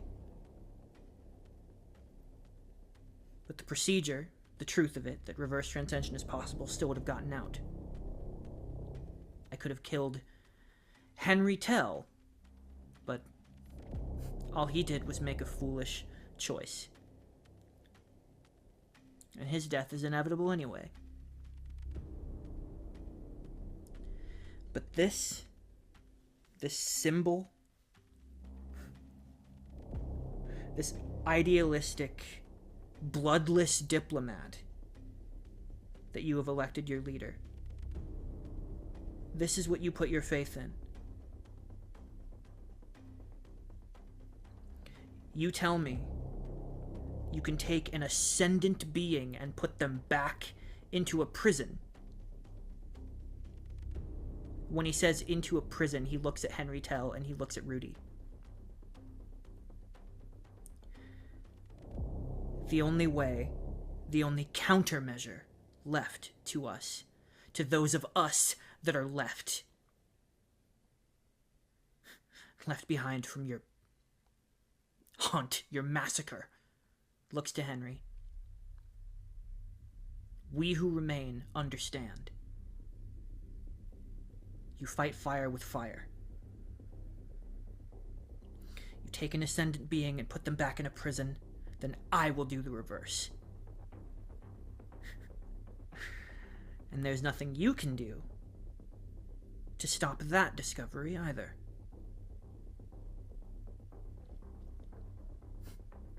That eight-legged fool up there understood that. Keith Raleigh have been trying to get their hands on the transcension procedure for years. I say let them have it. So what do you say, Captain?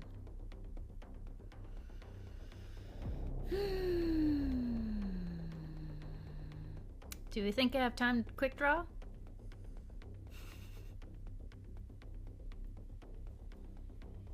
You could always try.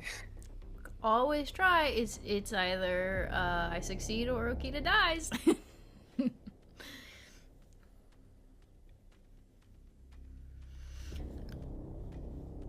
What do you think? What are your thoughts, Noir? Oh, don't put this on me, dude. God, it'd be so cool though. It'd be so cool. I just don't know what other options we have other than to start blasting in faster than he can blast. I know. I mean, if you blast at Geppetto, I can try. So,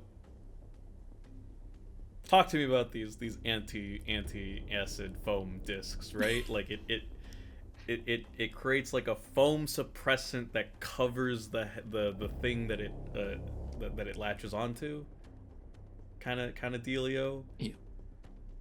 That is yeah. it. It's not very thick and is not very impactful, but it covers it. It's not very impactful.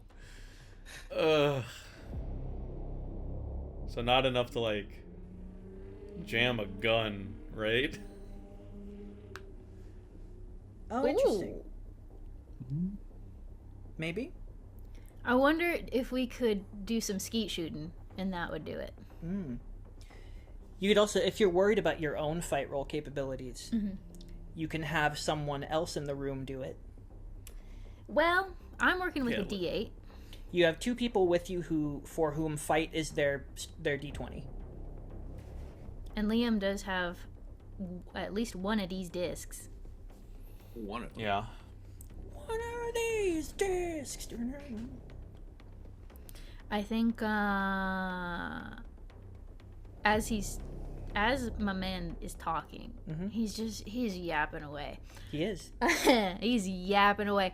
I will temporarily shift my energy out of my head and into my sphere so I can discreetly in Henry and Liam's ear tell them to go skeet shooting, to try to, as Noir / Ruiso suggested, try to jam the gun completely.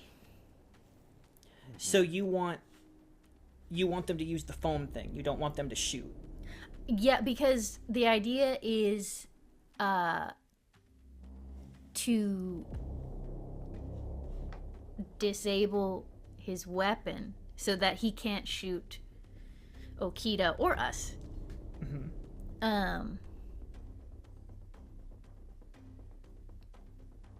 then we can deal with him from there. Okay. Liam does not have any specialty in ballistics. Tell does. I would imagine that Liam would be the one to throw it and Henry would be the one to shoot it. Okay. So for Liam, somebody roll 2d20. Unmodified because he doesn't have any skills for this. He's a melee guy. Do you want to do it? Me? Yeah. Yeah, I'll do it. You're taking the die out of dice jail? I'm taking the die out of dice jail because it's been in there for most of the session. Maybe I should do it. I am the one that just exploded on a D20, but How You about, can each roll one. Yeah, how about if I roll Okay. shit on this dice, then one of you rolls on your dice. You're rolling Alright, with I got advantage you. because of constant. So. Yeah. Wait for me Uh, though. Wait for me though. Ooh, I'm that's gonna good. wait to roll until after you guys do. Okay, not terrible. 16. 19. Oh, Okay. see, putting it in jail works. Rehabilitation works, you guys.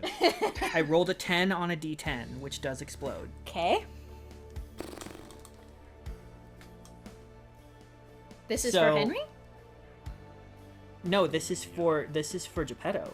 This Oh. is his Oh. his attempt to dodge this. Oh, I see. So the highest was a 19, you said? Mm-hmm. Yeah. So I've rolled a 10. So I Maybe a have to 9 or a roll a 9 or a 10. 9 or a 10. Mhm. Yeah, so an 8. You want an 8 or lower.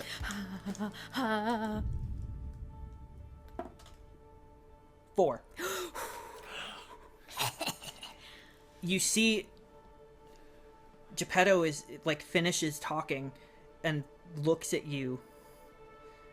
Is like waiting for a move to be made, but you've already like sent this communication. Liam sweeps back his coat like a gunslinger and then tosses it under his arm and it flips up, and as he goes to like, you see that he doesn't want to shoot Okita. So instead he swings around, and as he does so, the coin hits the muzzle of the gun and detonates and fully just foams it over. As he looks at it completely confused. Would you like Start blasting. Henry to shoot? Start blasting. Just start blasting. blasting. Just start Okay. blasting, honestly. Henry, kill him. Henry, yeah, the intention was that Henry was going to shoot the thing to make it explode, but Oh, that can but that he can just happen he too. can just shoot him. Yeah, he can just shoot him. Henry, just kill him. Constant's going to just shoot him, so it's fine. Ruiz was gonna run for the transition chamber, gonna try and stop that shit. So, what order do you want to I'm resolve gonna this throw in? a thing at him. Because remember, we do it kind of Daggerheart style. Any failure prompts an action from Geppetto. Ruiso should go I first. think Henry go first. No, I think Henry should go first. Just get some damage off on Geppetto. Okay. Okay. So, Trusting my crew. He's not gonna fail. He can't. He can can't fail. someone please roll me 2d20 Oh, okay. with a d6 as well? Because he has Wow. specialized in shooting. Specialized. I'll roll the d6 if you guys want to roll the d20s. Okay, cool. All right. Teamwork. Field team. Jump his ass. I That was exploded. good. Oh, all right. That's much better. Henry, kill this guy. Henry, execute him. Henry, kill it. Okay, so that's you're adding a d6 onto a 35. 39. Whack his pee-pee. I rolled a 6. Here's the thing. Yeah, bro. That jammer thing was huge. This final battle was meant to be you against all of his goons. all the goons. Shutting them down was like the secret endgame mechanic. So now you're just fighting the guy. Brains is his skill, not fight or flight. Are we sure brains is his skill? The guy's built like a tank. So when you're shooting at him, yeah, he's not rolling his best stat against you. So go. you guys rolled a 30 what? 39. 9 against a 39. 6. Yep. Yeah. So Yep. 7, 8, 9, 11. 10, 11, At least, yeah. 12, 13, 14, 16, 15, 20. At least 6 degrees above.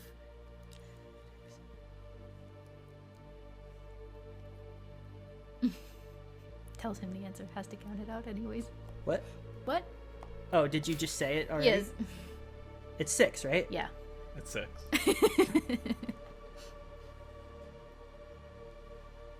Whack his pee-pee. So, how do I want to do this? Because I don't believe in the no pulled punch mechanic version of this game. I think you guys should have agency. But it's also Henry Tell is the one doing it, not you guys. I think we would have been briefed that lethal force is allowed. Yeah. Well, I would have briefed you guys that lethal force is allowed if necessary. But the question is, in this moment, what he wants. Mm-hmm. And you see that, like, almost in bullet time for him, he holds up the rifle. It's like his face is split in half. One side of his mouth is almost smirking, but it's like grimacing, and the other side is like gritted teeth. And in this moment, as the light catches him, half in shadow, he looks like both brothers have a hand on this trigger. Just for an instant. And then he moves his head further into the light, and it's just Henry. And he lowers the gun at the last second, and instead of firing straight between where Geppetto's eyes would be, he catches straight through, like, the center of the throat and up, and it goes diagonally, like, up under the chin and comes out under the base of the skull, and Geppetto falls forward and can't move. Just, like, has a hand up on the table, like almost gripping for Okita's, like, ankle.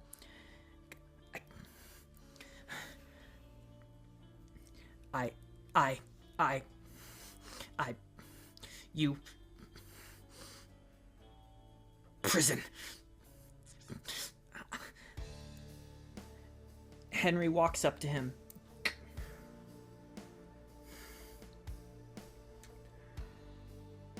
It's your call, sir. Ruiso, if you would. Sort of gesturing to the situation, the transcension situation, as I take out my own blaster and I cock it. And it's set to kill. I kick the arm off of the bed that Okita is resting on. And I aim it at the head.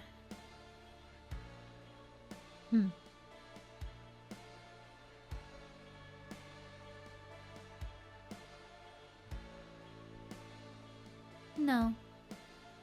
And I flip it to stun, and I shoot him in the head. The body goes inert, but you know is still alive. Yeah. Ruiso, you begin to look over Okita, and you realize the process of, like, the actual transference, the transcension, had not begun yet. His body was still being mapped. Okay. So you're able to, like, unhook him from the mechanism. But he is still unconscious and huge. He's an 8-foot-tall, muscular man lying on a table. And Henry is just looking at the unconscious body of Geppetto. And then you see him force his attention away from it to Okita.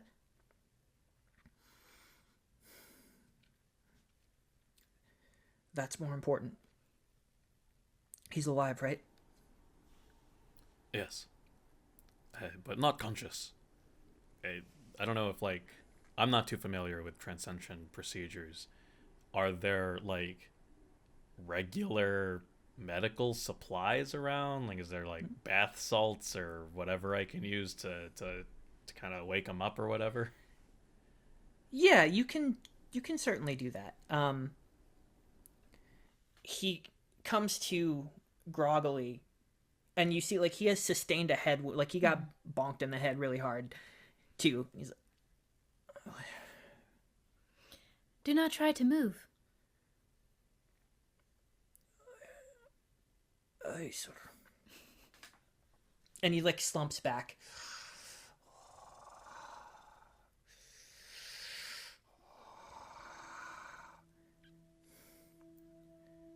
And I think we see Constant. I move over to him, and I sort of take a half crouch, like a sustained sort of knee bend. And I also, with Ruiso's help, I just do like a full body check. But as we get to the head, it just becomes like me petting his head. Soft. Yeah.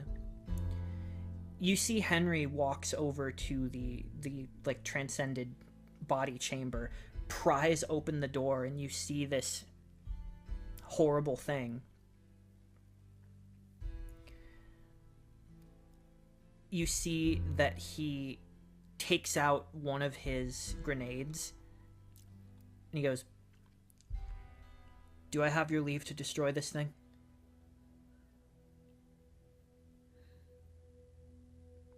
Unfortunately, no. We should study it. What? Yes, Commander. Puts it away.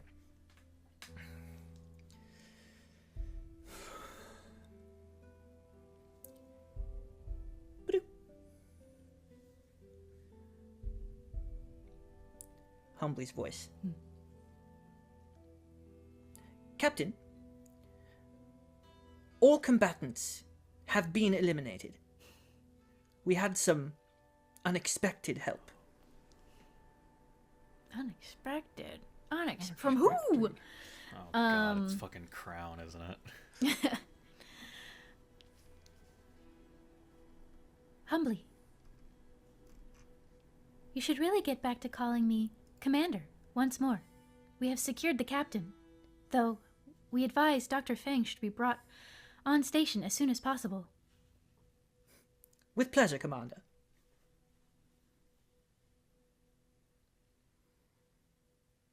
I turn to Henry. I understand your frustration. However, Maxwell is correct. There are certain things that would be discovered. Eventually. Technology is already on this path. We should know how best to understand it, study it,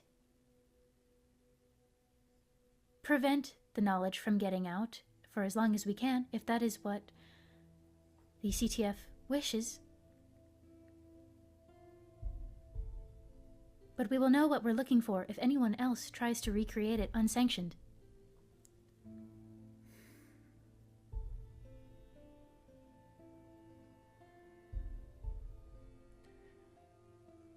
With respect, Commander, knowledge is like fire. You put it out for a little while,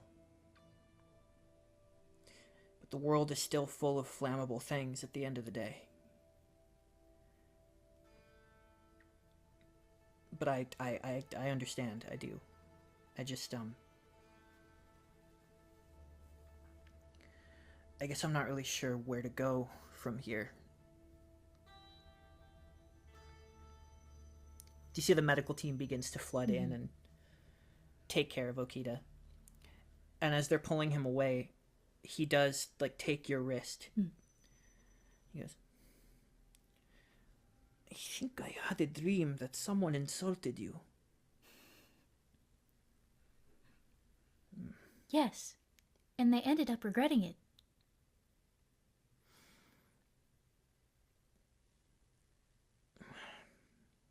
Good. In any case, my chair shall be warmer for having had you in it. And it will remember your outline when the time is right. You have sustained a head injury. So good. Christ, real. just kiss already. Like, freaky chair. Whoa. You step out and you see a huge vessel that you don't immediately recognize. It is not a Cosmic Trust vessel. It is segmented, almost insectoid, with like jagged pieces coming out all over.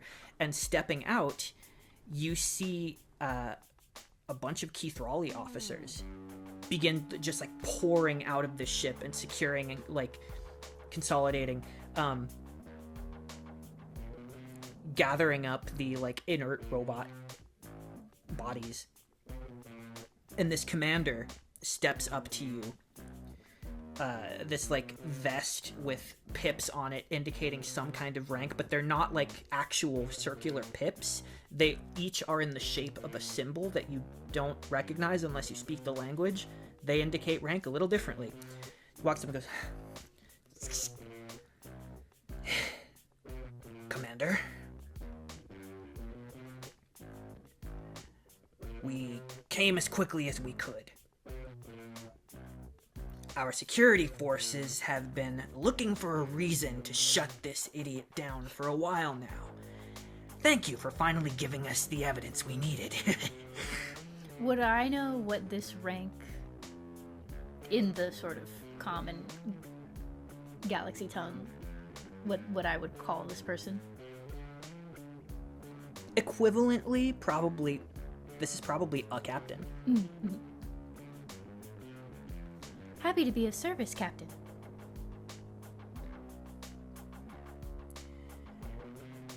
Yeah, well. We'll be in touch, but, the other guy, the leader, whatever, that's all yours. This scumbag sort of picks up the like frantic twitching head in a jar. This one's our jurisdiction. Of course. Turns, salutes to you again, and heads back into her own ship. You bring your crew, along with Okita, back to the Mariposa.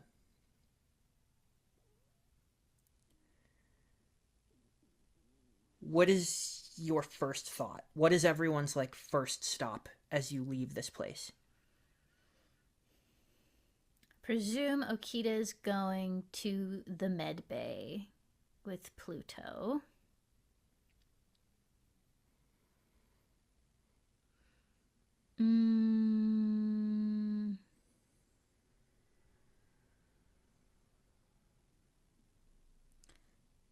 I think the first thing I do is I go to engineering for another soda.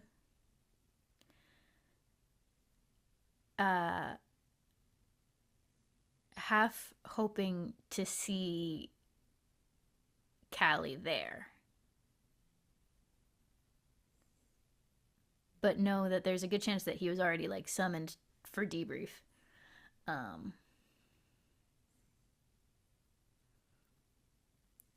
And if he's not there,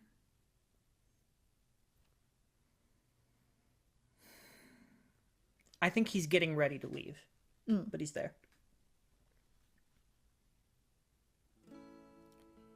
in that case, I take the soda out, crack it, notice that he's there, put it on the top of the mini fridge, and then just without saying anything, I just give him a hug.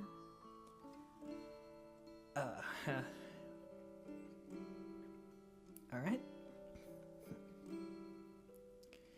Man, you missed a good fight up here. I guess I missed a good one down there.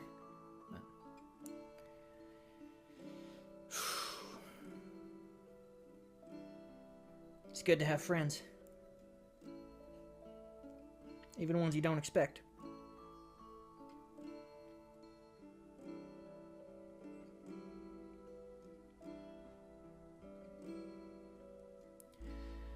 I'm trying to think of something profound to say. I'm coming up short. Yeah. In any case, for occasions such as this, that is to say unprecedented ones, I've been cooking up something new. He opens up like a shelf that, like, his syrup station. Oh my god! And he begins mixing his sarsaparilla. own.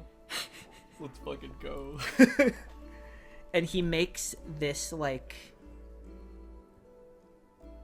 oh, what's like a crazy flavor that he could do? He makes something that has the energy of some kind of dark berry vanilla Dr. Pepper flavor profile thing. Okay. And he's like, all right. This is my, well, it doesn't have a name yet. I was gonna say magnum opus, and I was trying to think of, like, magnum... Dong. Really, the part of my brain that comes up with the, clever wordplay, it's off now. Still, like, got battle tactics and engine repairs. And deep-seated fucking, sorry, just... Try it, won't you? Notably, Constant, I have not said a word. He's just kind of been puttering on. Is this situation new? Do I know about this? Or is this something he added himself recently? I mean, you know that he makes his own. So that had to have been there. Okay. Probably just hadn't seen it yet. Oh god. Probably because I didn't want to. The mini fridge was bad enough. What's wrong with the syrup station? Now you get to experiment with different syrup and shit. And I think I still don't say anything. I just take what he's giving me and I look at it, and as I look at it, there's a smile on my face, but I start crying again. So much crying happening as tears just kind of come out, and I take a sip and it's okay.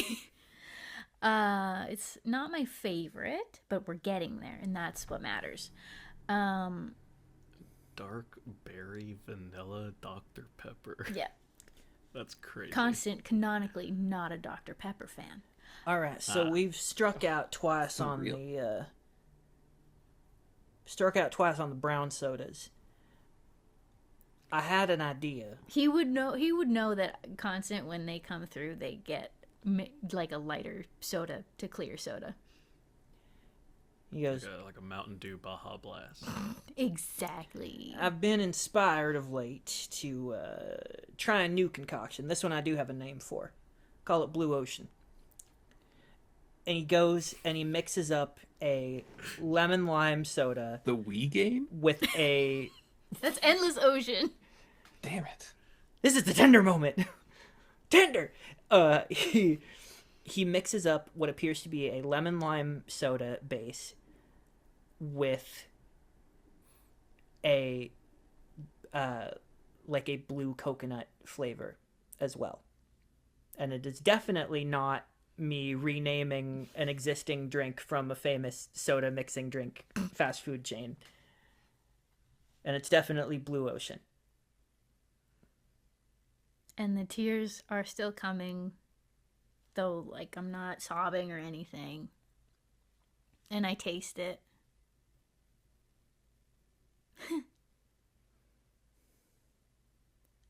Now this justifies all of these modifications.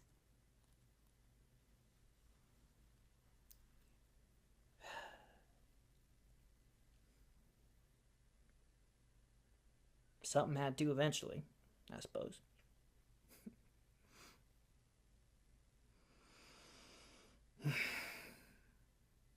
Forward.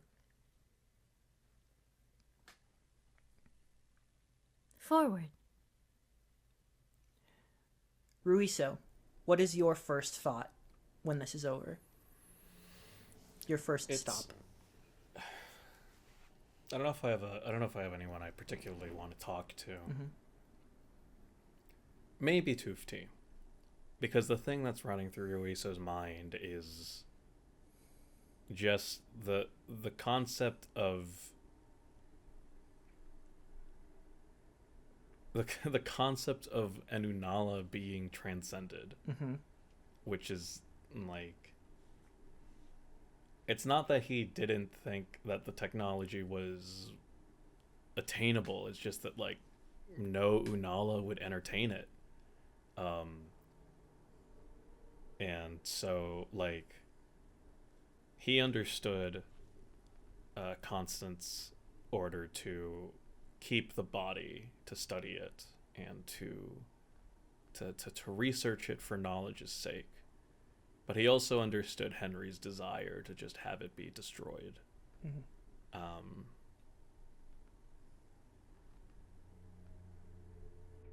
Yeah, I don't even know if he would go to Tufti with this. There's just not really like a conclusion that he's come to. Really, it's just kind of like it's like legitimately it's just kind of his mind blanks, and all he can really think is damn, that's crazy.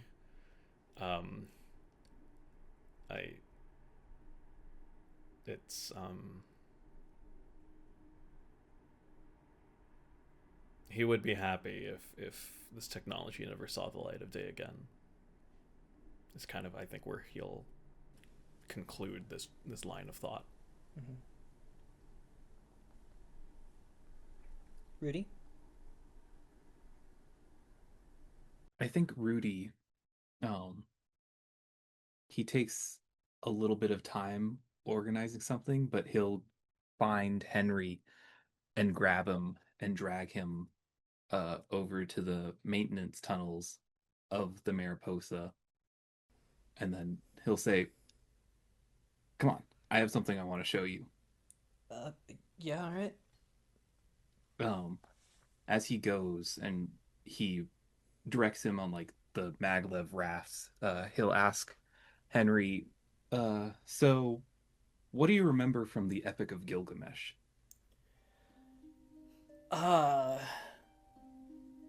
Not a ton. I think he was like, Gilgamesh, a king. The people cried out, "Send us a companion." Enkidu from the forest, something. I don't know why. I'm hearing it in like a rah kind of a voice too, like a Enkidu from the forest. Where are you going with this? Well, in the epic, after fighting the Bull of Heaven, Gilgamesh lost his friend, Enkidu. Well, friend. Historians classified them as roommates, but after that he was distraught, lost his way. Most importantly, he was fearing his own mortality. So he went to seek a way to become immortal. However, at the end of the tale, after finding an herb that would grant him immortality, he went to bathe in a pool, and a snake came along and ate it. Instead of mourning his fate, he simply laughed, and then he went back home because he realized he didn't need it. For as long as he had a home, he didn't need to live forever. I kind of see Gilgamesh in you. And if you'd like, and as he gets to this one curve, you see this gathering of lower enlisted and junior officers. Veal's there with Ruiso. Laddie's there. I think Constance, if he was able to do that, is there. And he said, "You know, I don't know how you feel about your own punishment, but I think we would all be happy if you would let us be your home."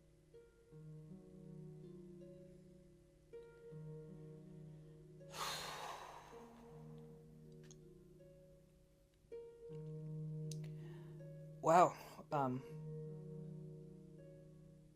Story well told, first of all. I was never very good with stories, really. It was hard to keep the details in my head. I always sort of structured things around the actions, you know.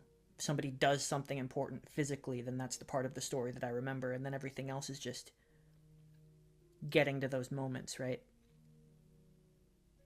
My brother, he had all the quotes. And he knew what it took to connect the characters together. I don't know if I've inherited any of that or anything else from him.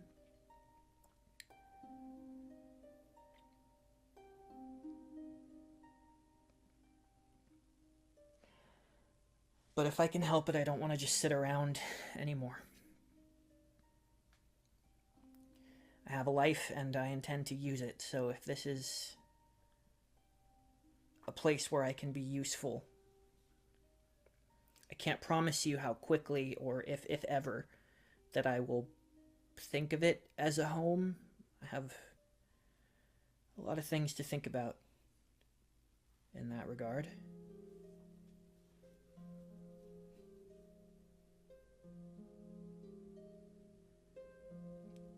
We're going back to the Unveiled Galaxy, right? I mean, that's the next... After some shore leave, I hope. I was talking to